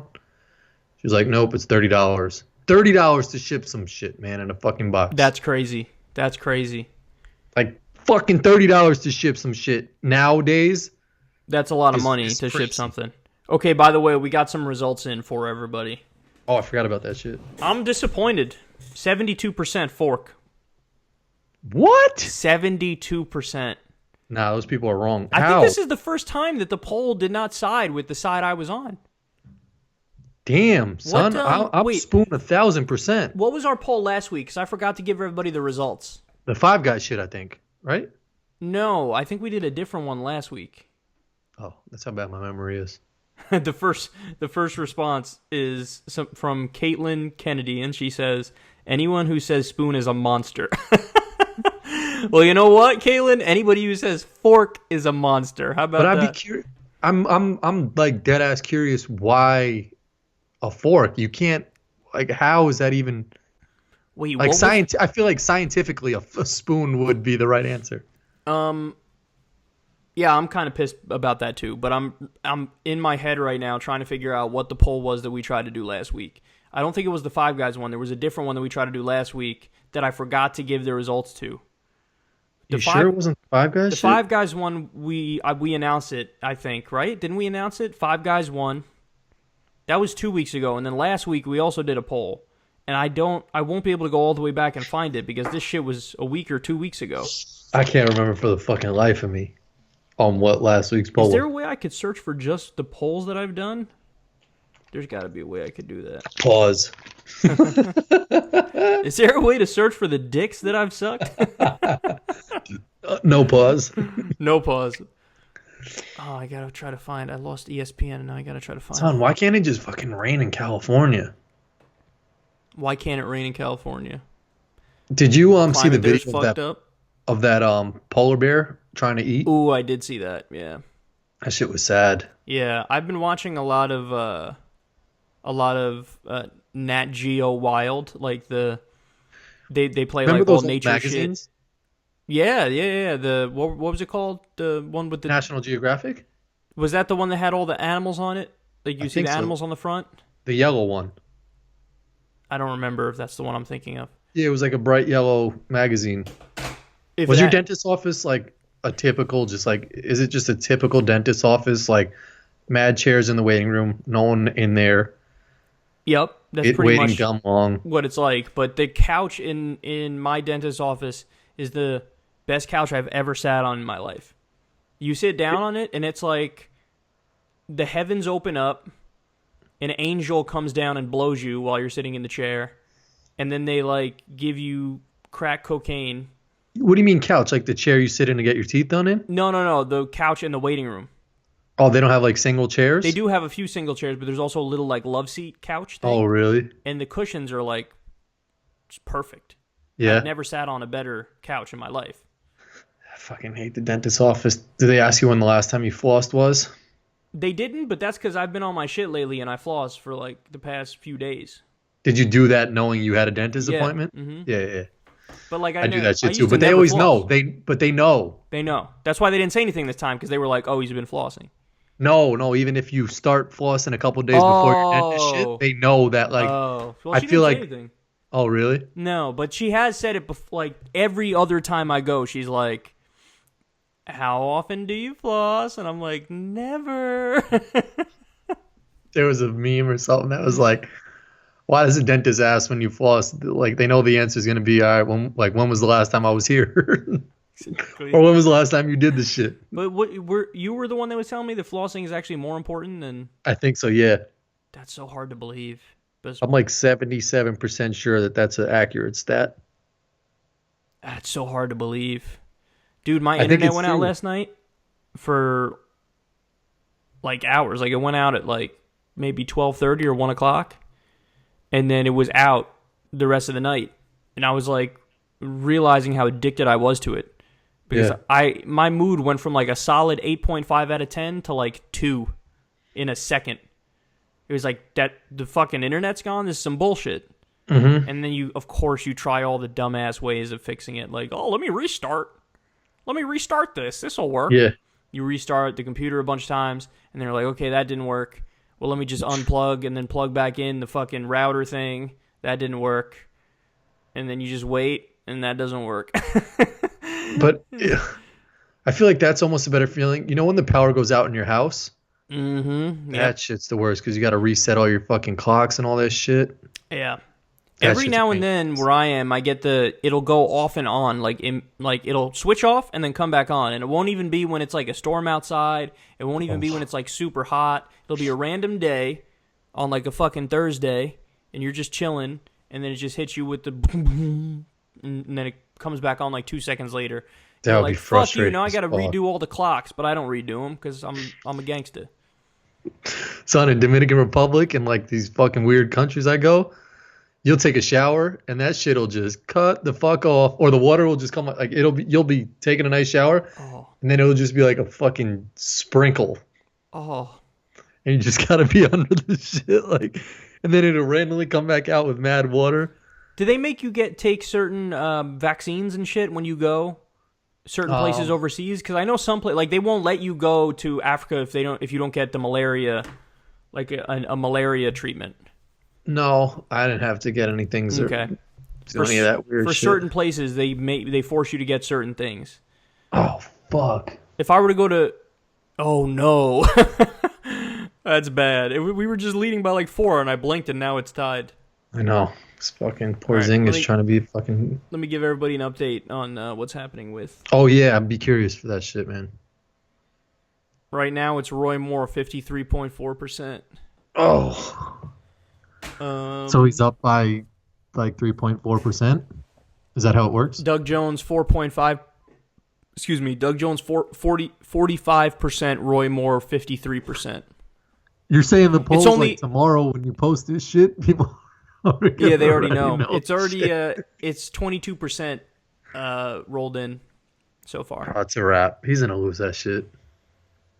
Honestly, it depends on which districts they need to count. Like, if they need to count more populated places, then Jones has a shot. If they have to count more rural places, then it's going to be Roy Moore. So. Did you ever see the movie with Will Ferrell and Zach Galifianakis? Yeah. Mm-hmm. When I saw that movie, I was like, that guy's absurd. But that's like real movie is politics. like tame now. Yeah, it's funny because that's what whenever people tell me about like, oh, House of Cards, you got to watch House of Cards. I always feel like, but what we have in real life is fucking crazy enough. You know, like you don't need to make it like, oh, let me spruce it up and make it more wild. It's like, well, you don't really have to do that. Fucking Donald Trump is president. How are you gonna write a script that's that's crazier than that? Like, how do you... The shit you posted yesterday with the wife saying that her lawyer is Jewish, and then you writing, that's like saying that's the new my friend is black. Oh. And then she said she has black friends? It just doesn't...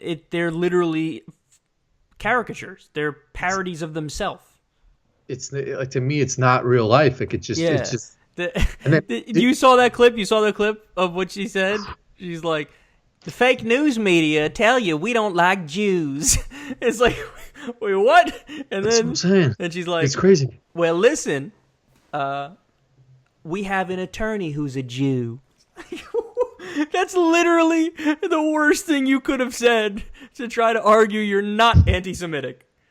Like, that's literally the worst thing you could have said. You couldn't have said anything worse than that. Like, you may as well fly a flag that says, like, my critics are right. Like, you just write that on a flag and fucking fly it. It's crazy. And then Jimmy Kimmel had that crazy, like, hit guy go down to like a church that Roy Moore was speaking at. Mm-hmm. And was just being absurd in the front row, but, like, he was on his side. Yeah, but it felt like a real enough dude. Yeah. He's like, come on, that's not the face of a child molester. Look at him, man. That's not the face of a child molester. That's so good. Yeah, and they didn't figure it out until after that it was a Jimmy Kimmel guy. Because that's a real dude. There's a real dude out there who's going to do that shit. There's people who are voting for Roy Moore right now. Mm-hmm. Or today who said that shit. He ain't no child molester. Look at him. That's a good old boy right there. I'm really fucking frustrated by the fact that I can't remember what the poll was that we tried to do last week.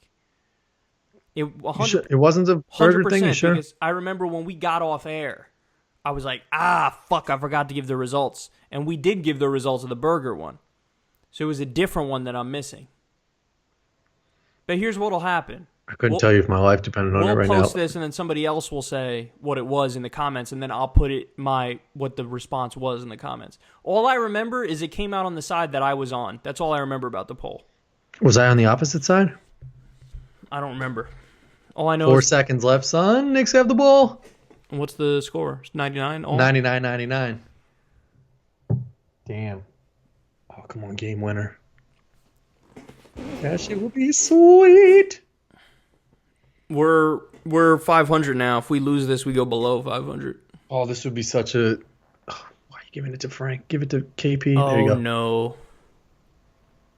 Oh, fucking missed. God, you goat-sucking weasel fucker. Oh, that would have been such a good feeling. I wanted to have that feeling. Yeah, and we got it on video, too. Damn. Magic Johnson and Spike Lee there. are there. Yeah. What the fuck? What's with Amari? He looks so weird now. I think he's Jewish now. But he wasn't wearing a Jewish thing. He was wearing looks like a Rastafarian thing, no? Yeah, well, yeah, it could be a Jewish thing too, like just growing his hair out or some shit. Who knows? Did he have the curl? If he had the curls, that would be fucking like. That's what he should do. Imagine he brought that shit back. Nobody would rock that shit.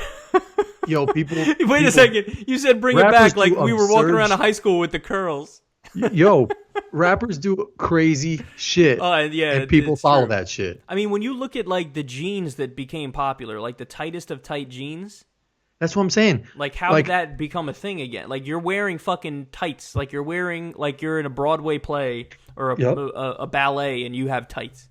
That's why it'd be an awesome, just like litmus test type of shit. Social experiment. Yeah, if just a rapper, if I don't know, one of these little like stupid dumb rappers grew his hair out like a Hasidic Jew, and like just wore straight black or whatever, people in the hood would do that shit. Or young Scarsdale kids would do that shit. Oh, 100% they would. It's crazy how much power they have over kids, and that's why if like these rappers got behind social issues and shit like that, like Killer Mike is sort of famous and Killer Mike is great with his, but he's not on like you're right. He wasn't like at the level of like Snoop Dogg. Yeah, and Snoop Dogg, to his credit, he's trying to do the right thing. Like he's doing this whole anti-gang shit now. Oh, really? Which is good, but like I don't know. You're right. I think you're right that if they got behind, like if you got every celebrity in the country, if you could just get fucking Justin Bieber and Kim Kardashian to get behind Medicare for all. Yeah. Like, we might actually have it very soon. Because they just have an army of people that are just like, they love them so much. Could you imagine an episode of Keeping Up with the Kardashians where there's some sort of medical emergency and then they learn about like, oh, this isn't the way it works in France, or this isn't the way it works in Canada. In Canada, they just get the fucking help immediately, but they're rich, so they would never think about it like that because they get to carry their way here because they're rich. Or if like someone like Carrie Underwood or Taylor Swift like went to Alabama and like got all their followers there to vote for the other dude. Yeah, Taylor Swift or some shit got everybody to vote for Doug Jones. Like, got every 18-year-old in Alabama who doesn't vote. Although, like, hold up, because this is kind of what they try to do with Hillary Clinton, and everybody's like, fuck you.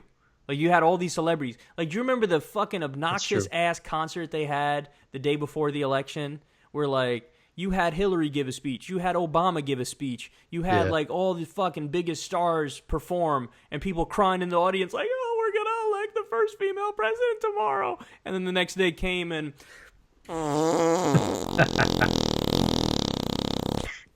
the country was like, fuck you, and your, like, sense of inevitability. Didn't they do, like, the glass breaking, like, some Stone Cold Steve Austin shit, but it was just, like, a monitor that was, like... Yeah, that's what they wanted to do in, like, the Javits Center. They wanted to do, like, on the night that Hillary wins, because let's be serious, she's obviously going to win, we're going to shatter the glass ceiling to prove that women can do it. Oh. And everybody was like, you know what?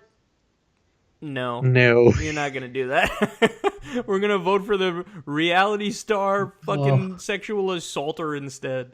Have you seen the video of her and Bill Clinton from mad long ago? I think it was 60 Minutes when like the light falls behind them. Like, oh, goodness me. She says some shit like my grandma would say. Yeah. Like, oh, goodness gracious.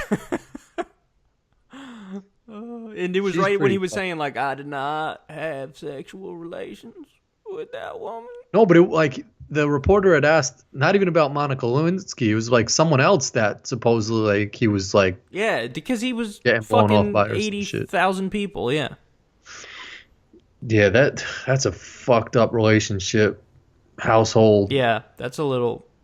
That like, and what's weird is that there's such strong hypocrisy with the Republicans, obviously, but then also with her, because she's big on this Me Too movement and believe all women, but then when anybody brings up any of the women that accuse Bill of fucking sexual assault and rape, she's like, no. It's like, well, you just said believe all women. Yeah. Like, you just said it. Like, oh, women have a right to be believed. You just said that. And then now when somebody's like, well, what about Juanita Broderick, who said that Bill raped her? She's like, no. Like, what? Well, then do us all a favor and don't say believe all women. Say, like, believe some of them. Believe, just don't be a fucking hypocrite. But they're such hypocrites. That shit is... KP, shoot that! They're gonna lose. Man. They're gonna fucking lose. Oh! Okay, sorry, we're gonna win. I just blew everybody's ears out. Oh, they might get a T. He just fucking... through the referee. Can I tell you how showering is becoming a fucking pain in the ass now? Like, it's literally a thought I have all the time now where I'm just like, I don't want to fucking do it. It's not a bad... On the weekends, I have that same mentality. No, I have that shit all the fucking time. Where I'm just like, I don't feel like doing it. Like, I don't want to do that. We've always spoke about... I think my hair looks better when I don't shower for a couple of days. That, like, nice greasy look to it. Yeah, because it's got... and women too. Women they don't wash 100%. Their hair when it's more shiny and it's got that look to it. And you could supposedly it's worse for their hair if they wash that shit a lot more. Well, yeah, you're supposed to only wash your hair like once every 4 days or something like that. Mm-hmm. It's good for everybody. I used to wash my hair every time I showered, which was every day. But then people were finally like, "Hey, idiot, don't do that." And I was like, "Oh, I've been doing that shit." Yeah, don't. You wash it like every other time you shower. That's what you got to do. Yeah. You shouldn't be washing your hair like crazy often. I also cut my fingernails and toenails in the shower, and people have said that that's weird. That is weird. I've never heard of that before. I used to brush my teeth in the shower when I was a kid. I do that shit. You do that now or no? Yeah. When I was a kid, still. I used to do that. Why'd you stop? I don't know. Why aren't you with me anymore on that? I don't know. There's no reason I stopped, but I used to take it and fucking put it under. Oh, God, do we have to do another poll on brushing your teeth in the shower? I do that shit. I have a holster in my shower For your toothbrush. for my toothbrush. Yeah, that makes sense. I don't know why I stopped. Because when I brush my teeth over the sink, I'll get some on like around my mouth and shit like that, and it's just like residue there. But when you're in the shower, you can just yeah, that's a good point. that shit is all gone. And when you cut your nails and fingernails, you don't have to go chasing them if you're trying to do it over the toilet bowl or some shit. That doesn't clog like the fucking drain if you do that? No, I wouldn't. It's too small, but I don't think so. My dad used to cut his shits just in the living room on some shit, and I was like, Dad, that's the most disgusting shit ever. He was like, what? I'm cutting them. He used to have a paper towel. That's just a paper towel? You gotta have a garbage there. That's what I do. And I'll take the garbage and put it right next to me. Yeah, but it still goes splattering. Sometimes you get a rogue fucking nail. It's just like, pew, no, all the time. Flies like 37 feet. Yeah. Unless you're like an Asian woman, like you could fucking slice that shit perfectly around your thing, but your shit is flinging everywhere. Yeah. No, but yeah. Did you used to take, when you were a kid, did you ever take bubble baths or you're gonna ask me shits in the shower? Joe, I was actually, I'm happy you mentioned that because I was going to talk about Joey Diaz. Joey Diaz said he used to do that. He used to literally shit in the shower and then throw it into the toilet. That's the most disgusting shit I've ever heard in my life. And he's like 400 pounds. That's the most disgusting shit I've ever heard in my life. Yeah, peeing in the shower is okay because sometimes I pee in the shower all the time. Yeah, you're not an American if you don't pee in the shower. Like you have to pee in the. It's mandatory. Yeah. I never peed in a pool though. I never peed in a pool. Shit. That's fucked up. Because then you got to be considerate of other people. Yeah. You can't fucking. Wouldn't pee in a pool. When you were a kid, did you take bubble baths? Oh, I used to take bubble baths when I was a kid. All the time. Yeah. They had like the fucking. I still take them shits from time to time. Really? That's so gay. Nah, man. I'm just trying to chill. It's boring as fuck. I'll do it for a little bit, and then you have to shower afterwards to get all the nasty shit off of it.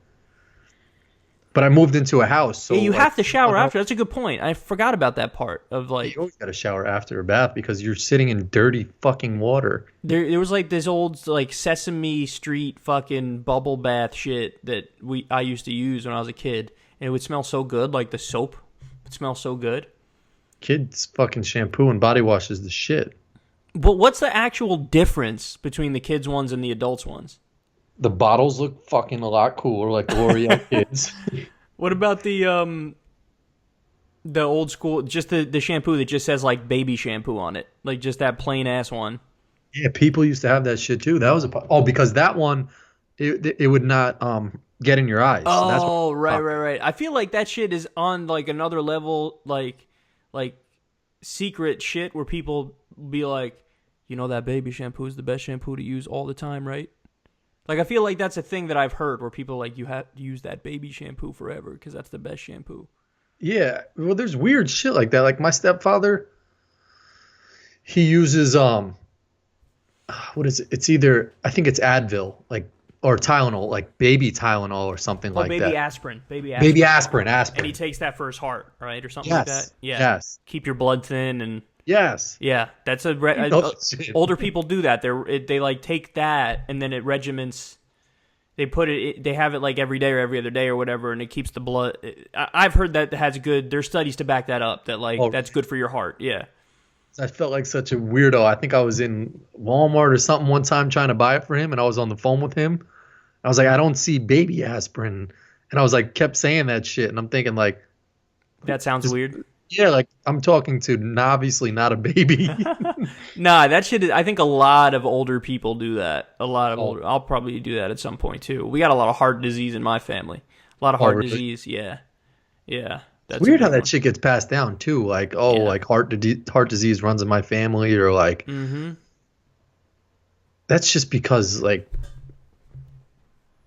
You're actually from someone else's body, so I guess that's. I'll stop talking. Whenever we try to bring the science into the show, it's always like it always runs. I was having me and my brother-in-law were talking the other day, and he was like trying to explain to me because my sister did one of those DNA. Find your roots type of shit. She did that, and then I was like, now I don't have to do it because my sister did it. Yeah. And then my I think my mom said, and my brother-in-law was like, yeah, you do. And I was like, what? No.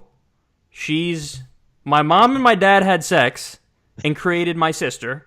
My mom and my dad had sex and created me. Our fucking things are exactly the same, right? Yeah. Like, isn't it just exactly the same? And I think they explained, like, no, it's a little different for reasons X, Y, and Z. I was like, how? The only reason I would see it would be different is to try and prove that that shit was accurate or not. Well, they said something like about chromosomes. They said, like, boys and girls, it's a different chromosomes. So That shit makes no sense at all. Like, you're from the same parents who have the same parents who have the same like, fuck that. Nah, come on. I don't know the answer. That's my reaction was No, like you yours. know the answer, bro. I That's was like your indignant. sister. I was like, "What do you? No, that's not true." And they were like, "No, it is for reasons this, and this." I was like, "Whatever."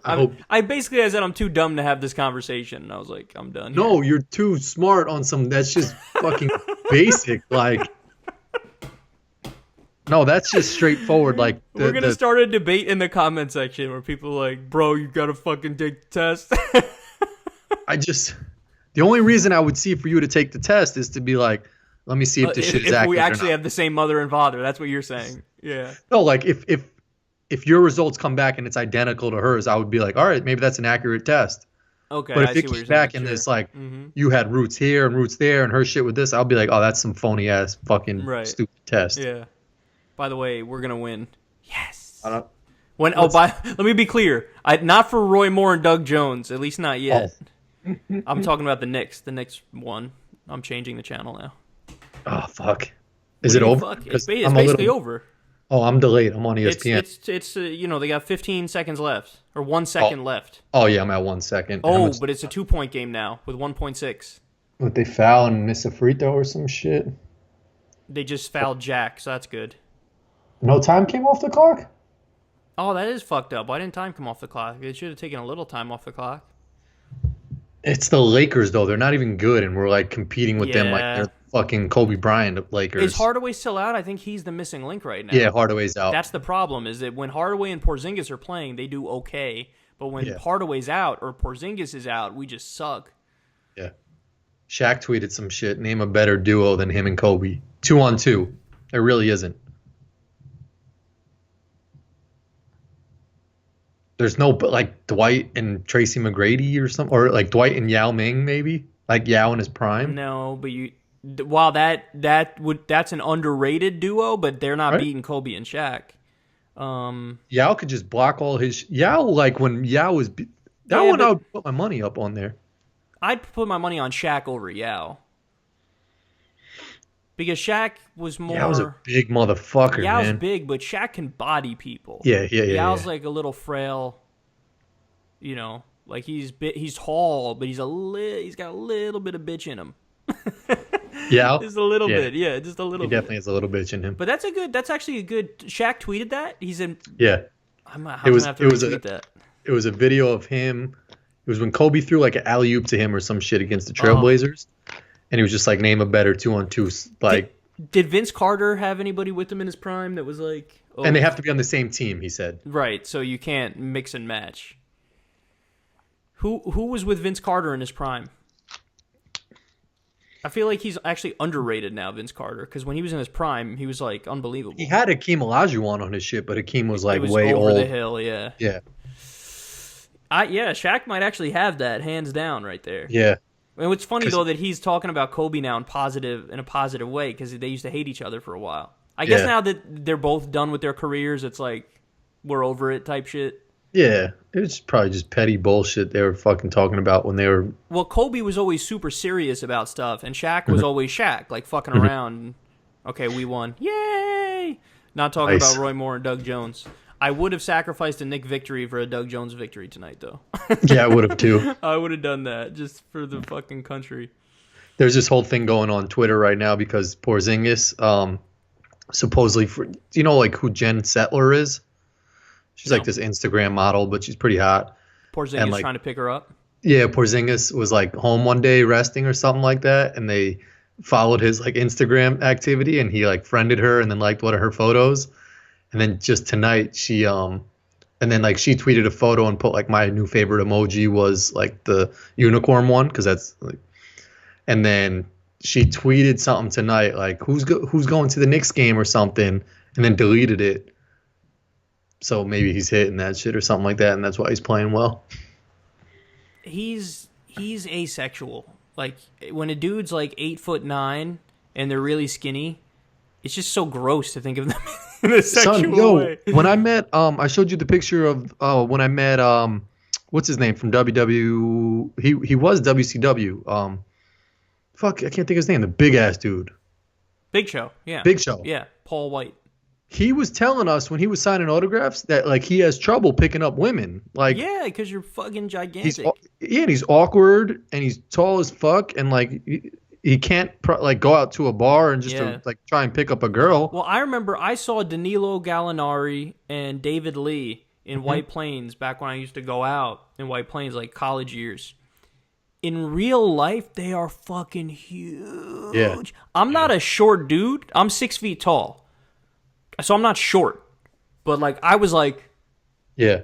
It's ridiculous how tall they are in real life. Like, it is they're overwhelming. Like, good looking. Like, picture being the Big Show, like, bald. Yeah. Just awkward. Or Porzingis, awkward and fucking... He looks like a boy. He's too. Like a tall boy. He looks like a child. Like, he's never like shaved 19. in his life. Yeah, he's never shaved in his life. But he's like he's a normal looking human. Like the Big Show is just his fingers are like fucking sausages. Okay, so if you had to jerk off either the Big Show or Porzingis, you sound like you jerk off Porzingis. Yeah, I would jerk off the Big Show, not Porzingis. Nah, man. No.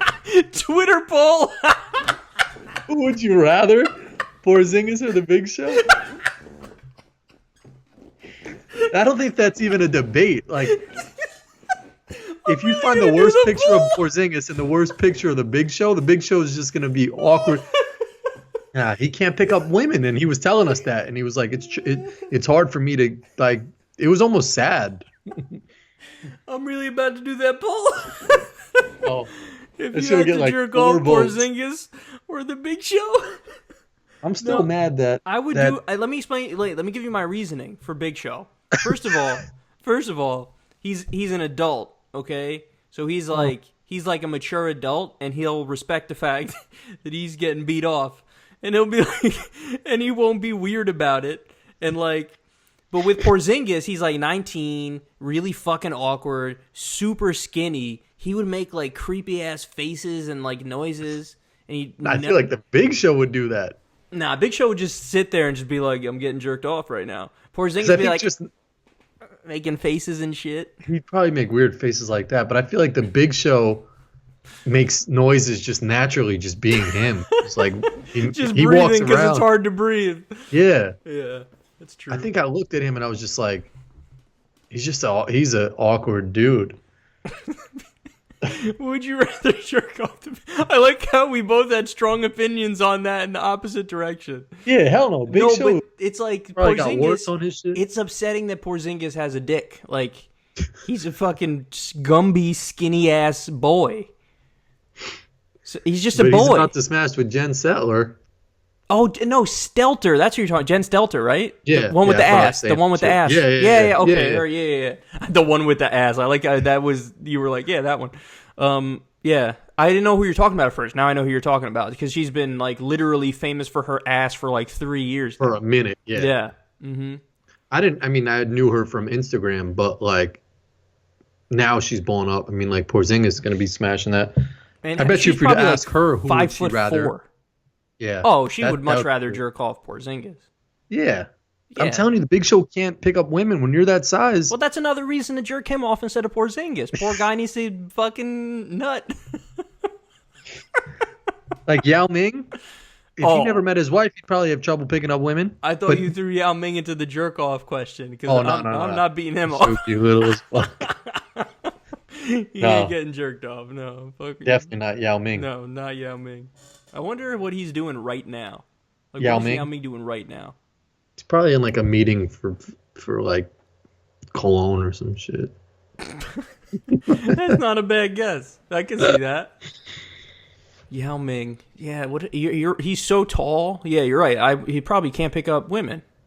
It's tough at that. I mean, like you're so famous, so one, you're not going to genuinely pick someone up, and two, Yeah. you're just tall and awkward. So how can you even fucking relate to someone without them Yeah. getting past that barrier? Apparently, Tiger Woods asked Charles Barkley back when they used to like hang out and stuff. He's like, "How do you pick up girls?" And to Charles Barkley was like, "Are you serious?" And he was like awkward. Tiger was like awkward, and Charles was like, "You go up to them and say, 'I'm Tiger Woods.'" Yeah.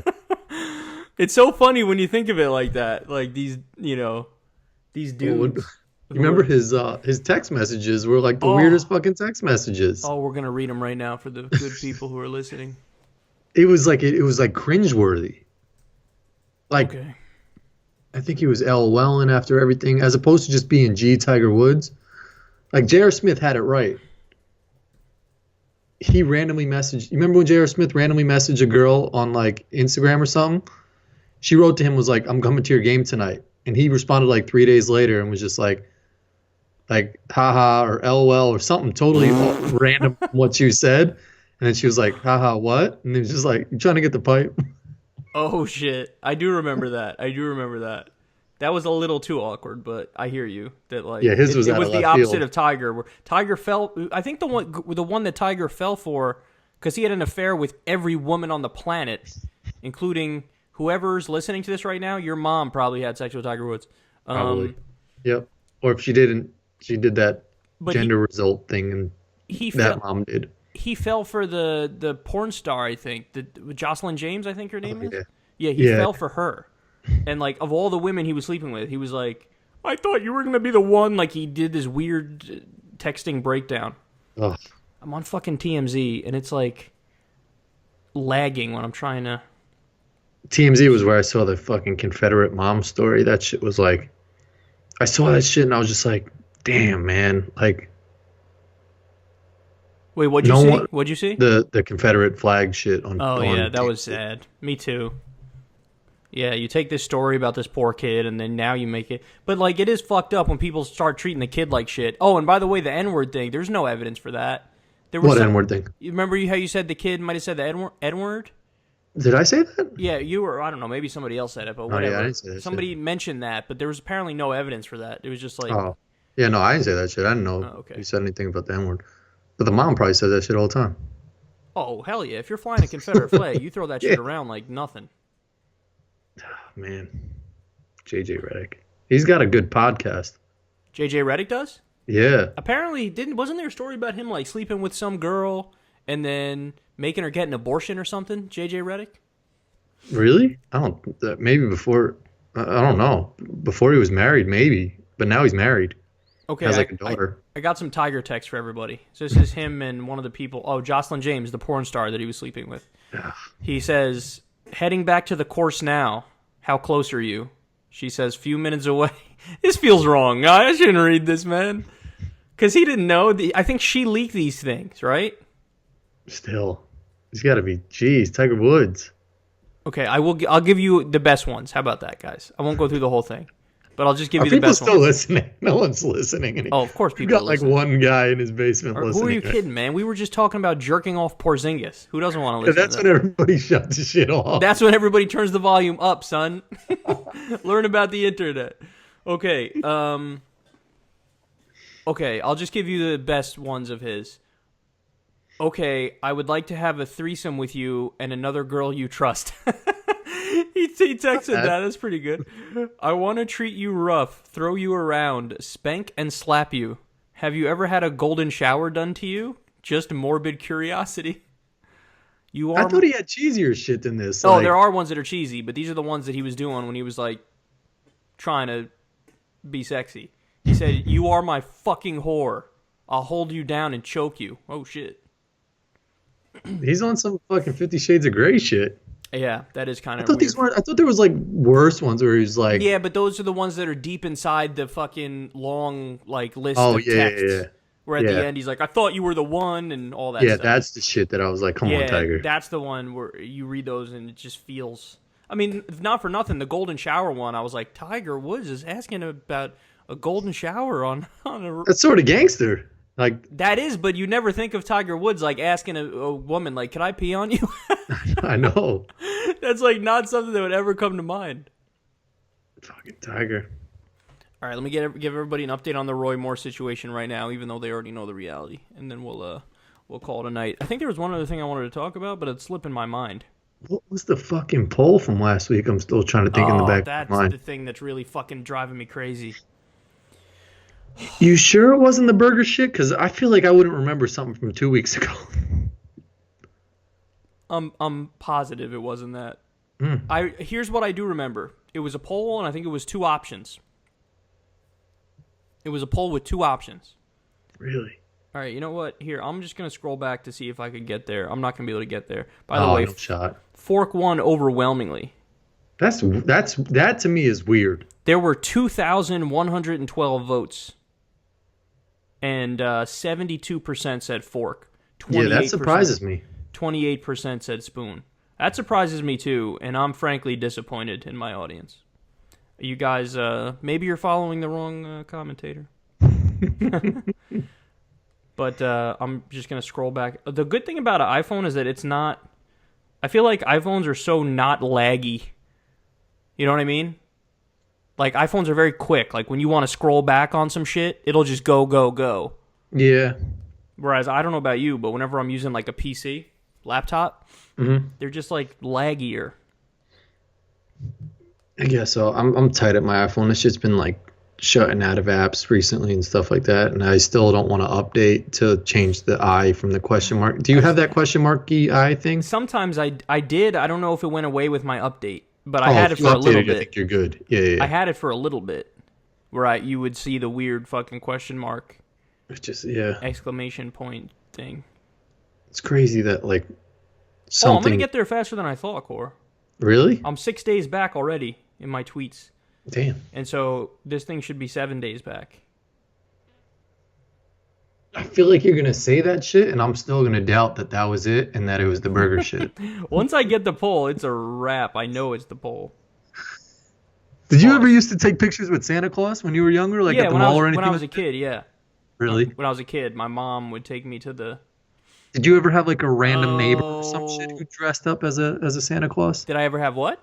Like a random neighbor or family friend who used to come to your house and like be that Santa Claus? One time that my uncle on my dad's side did it. As like a joke, or like was it like no? He came pretending to be Santa when I was like a little kid. Like he was. Was like, it out on some weird shit or no? No, at the time I was so little and dumb that I didn't even know. I thought it was Santa. True, because I feel like with a lot of families now that I'm seeing that I'm older, there's usually like a neighborhood guy or like a family friend who dresses up as like Santa.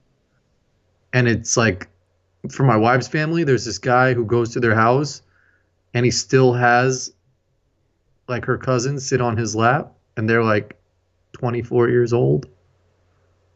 And he's been doing this. They're like, no, he's been doing this since we were. And I was like, you don't think that's weird as fuck? Weird and I as feel fuck. like there's a lot more families that have like that family friend or neighborhood guy who dresses up as Santa. I wouldn't trust mall Santas at all, because if you're, I know this is fucked up, because if there's somebody who's out there who's not this, then that's really fucked up for me to even say this. But shout out to all the mall Santas that listen to us. We got a lot, huge mall Santa contingent listens to. But like, if you want kids to sit on your lap, you know why you would take that job? Because you want kids to sit on your lap. And what kind of a person wants kids to sit on their lap? Roy Moore type motherfuckers want kids to sit on their lap. I look at it that way. I also look at it as like, if you went to the mall and filled out like a job application to be like the mall and did all that work, there's something weird about you. But then again, if you're like just a pudgy dude who's old and has a white beard and an easy job is to just sit in a fucking chair and get paid for it. Yeah, I think you nailed it. Why not be a mall Santa? If you're some dude who's already inclined to just be one, like you're fat, and then yeah, that's what's up. But if you're a dude who goes out of his way to like, oh, I'm going to put on the fucking fake belly, and I'm going to try to be on some shit, well then no, you're probably trying to get little kids' booties on your leg because you like that. If your mall Santa doesn't look like he should be Santa, He's run. probably a child molester. Yeah, because he wants the kid on the lap. That's for sure. Yes. Yeah. But if he does look like Santa and he's got like a real white beard and that shit looks like he just has that shit year round, yeah, then take your picture with that guy. We figured it out. That's a good point, dude. But I got the poll. What is it? You're going to be like, oh. I'm trying to think of it last minute before you say that shit, but nah. You're going to get it. Once I say it, you'll be like, fuck. Best mouthwash, Scope or Listerine. Oh, fuck. Yeah. I can't believe we didn't think of it because we were talking about fucking the dentist. And they gave me the mouthwash about that at the dentist. Now that you say it, I would have never even thought about that. 75% Listerine. Someone said we should have threw Colgate in that shit. So, yeah, some people said Act, but Act, from what I know, Act, that's not mouthwash as much as it's, I forget what it's called, but it's like a fluoride rinse, something like that. It's not the same as like a mouthwash, but I hear everybody on that. But Listerine beating Scope I agree with that. I agree with that. Act is like a. But I can't believe people said fork over spoon for mac and cheese, son. I'm surprised about that one because you could scoop up way more fucking mac and cheese noodles in that. I'm going to break it down for everybody right now, and they're going to be pissed at me because apparently 75% of people or 72% of people aren't with us on this. But if you're using a fork for mac and cheese, it's because when you were a kid, somebody gave you a fork for mac and cheese. Like your mom gave you a fork for mac and cheese, and you started eating mac and cheese with a fork, and at no point did you question the logic of that and go, you know, maybe a spoon would be easier for mac and cheese. Because mac and cheese is usually small enough. It's like the little elbows, right? Aren't those usually the mac and cheese? Yeah, that's small enough where you should use the fork. I mean, the spoon, I'm sorry. The spoon. That's small enough to use the spoon, not the fork. You don't need to fucking poke it. You could you get a lot more in a scoop. But here's my thing. I'd rather use a fork for mashed potatoes than a spoon, which doesn't make any sense at all. Yeah, you're right. And I'm the same. I'm using a fork for mashed potatoes. That's true, because that doesn't make sense either. You're right. That makes no sense. A spoon should be mashed potatoes because you could just cuff that shit in there. But I always use a fork. Maybe I use a fork more because I'm usually eating steak. And mashed potatoes is a side or some shit. That's it. But with mac and cheese, don't you have that as a side too usually? Don't people usually have that as a side, not a main meal? I feel like more so main meal than a side. I mean, mac and cheese, yes, is a side. That's like the chicken or the egg shit. Was mac and cheese a meal first or was it a side first? Mac and cheese, I look at mac and cheese as a side always. Like when I think of macaroni, like regular macaroni with like tomato sauce on it, that's a meal. But you think of mac and cheese, that's always a side to something else. Like you have some shit, like some meat meal and then that. I don't know. I think people have mac and cheese as you made a really good point about the mashed potatoes, and now I'm questioning everything about life because you were like, because you said it doesn't make sense, but I use a fork for mashed potatoes. That's me too. I'll use a fork for mashed potatoes, but come to think of it, you're right. You should use a spoon for mashed potatoes. Yeah, if you saw someone using a spoon for mashed potatoes, you'd be like, that's a little weird. Yeah, you'd send them to Guantanamo. Yeah. Damn. So now we got to rethink our whole eating philosophy. You know what? We could solve all this if the spork would just catch on. Yeah. It's bullshit that the spork has not caught on because the spork is perfect. It's both worlds. That shit needs to catch the fuck on already. KFC is really the only one that adopted that shit. It's fucked up that the spork is not, because you don't even need to have separate spoons and forks if you have good sporks. If you got a good spork, you don't need to have, like, you don't need to open your utensils drawer in your kitchen and be like, oh, let me grab a spoon or a fork. You could just get the same shit. Like, you have a spork and knives. So you have sporks. I feel like there was a campaign done by, like, the silverware companies back in, like, the 60s or 70s that shot that shit down and said that there was, like, cancer in sporks or some shit. There's some dude who's watching this right now who was the inventor of the spork. This dude is, like, 96 years old. He's sitting in his small-ass apartment in Cleveland, and he's like, these dudes are right. I got fucked. I got fucked by this. Like, this fucked up. I should be rich because I invented the spork. But nobody uses Ronald Spork, and he's wearing a shirt with a picture of a spork on it. And he changed his name to Spork. Spork Jones. Spork Jones. Good old Spork, really. Yeah, he got fucking drowned out by the, like, fucking fork, knife, and Big spoon company. silverware. Big silverware. Big silverware. Just so everybody knows who listens to Secular Talk, we are against big silverware and we are for big seltzer. That's what No one's listening anymore. Yeah, well, we'll call it. New record. Oh, nice, you got those. I got the generic ass ones. You ever had these before? I have. They're delicious. It's watermelon flavor. Delicious. We broke a record. We're 2 hours and 14 minutes in. That's a record. No, if someone's here with us till the end right now, oh, of course they are. Shout out to them, man. Mad respect because listen. If you didn't get all the way up to the point in the podcast where we're talking about jerking off Porzingis and the Big Show, you missed out. Like, you missed out on the whole beauty that is this podcast. Hopefully the Big Show listens and he's like, he remembers when he told a bunch of people at the ice cream store that he couldn't get any buns. And now he hears that would jerk off. People could tweet it at him. Imagine he watches the thing. People talking about jerking him off. He's like, yo, can I hold you up on that offer? He sends like a DM. Hell no. No way, Big Show. And then Porzingis is like, no, but I won the poll, though. All right, on that note, let's call it a night. All right, guys, we love you, and we'll talk to you soon. Peace.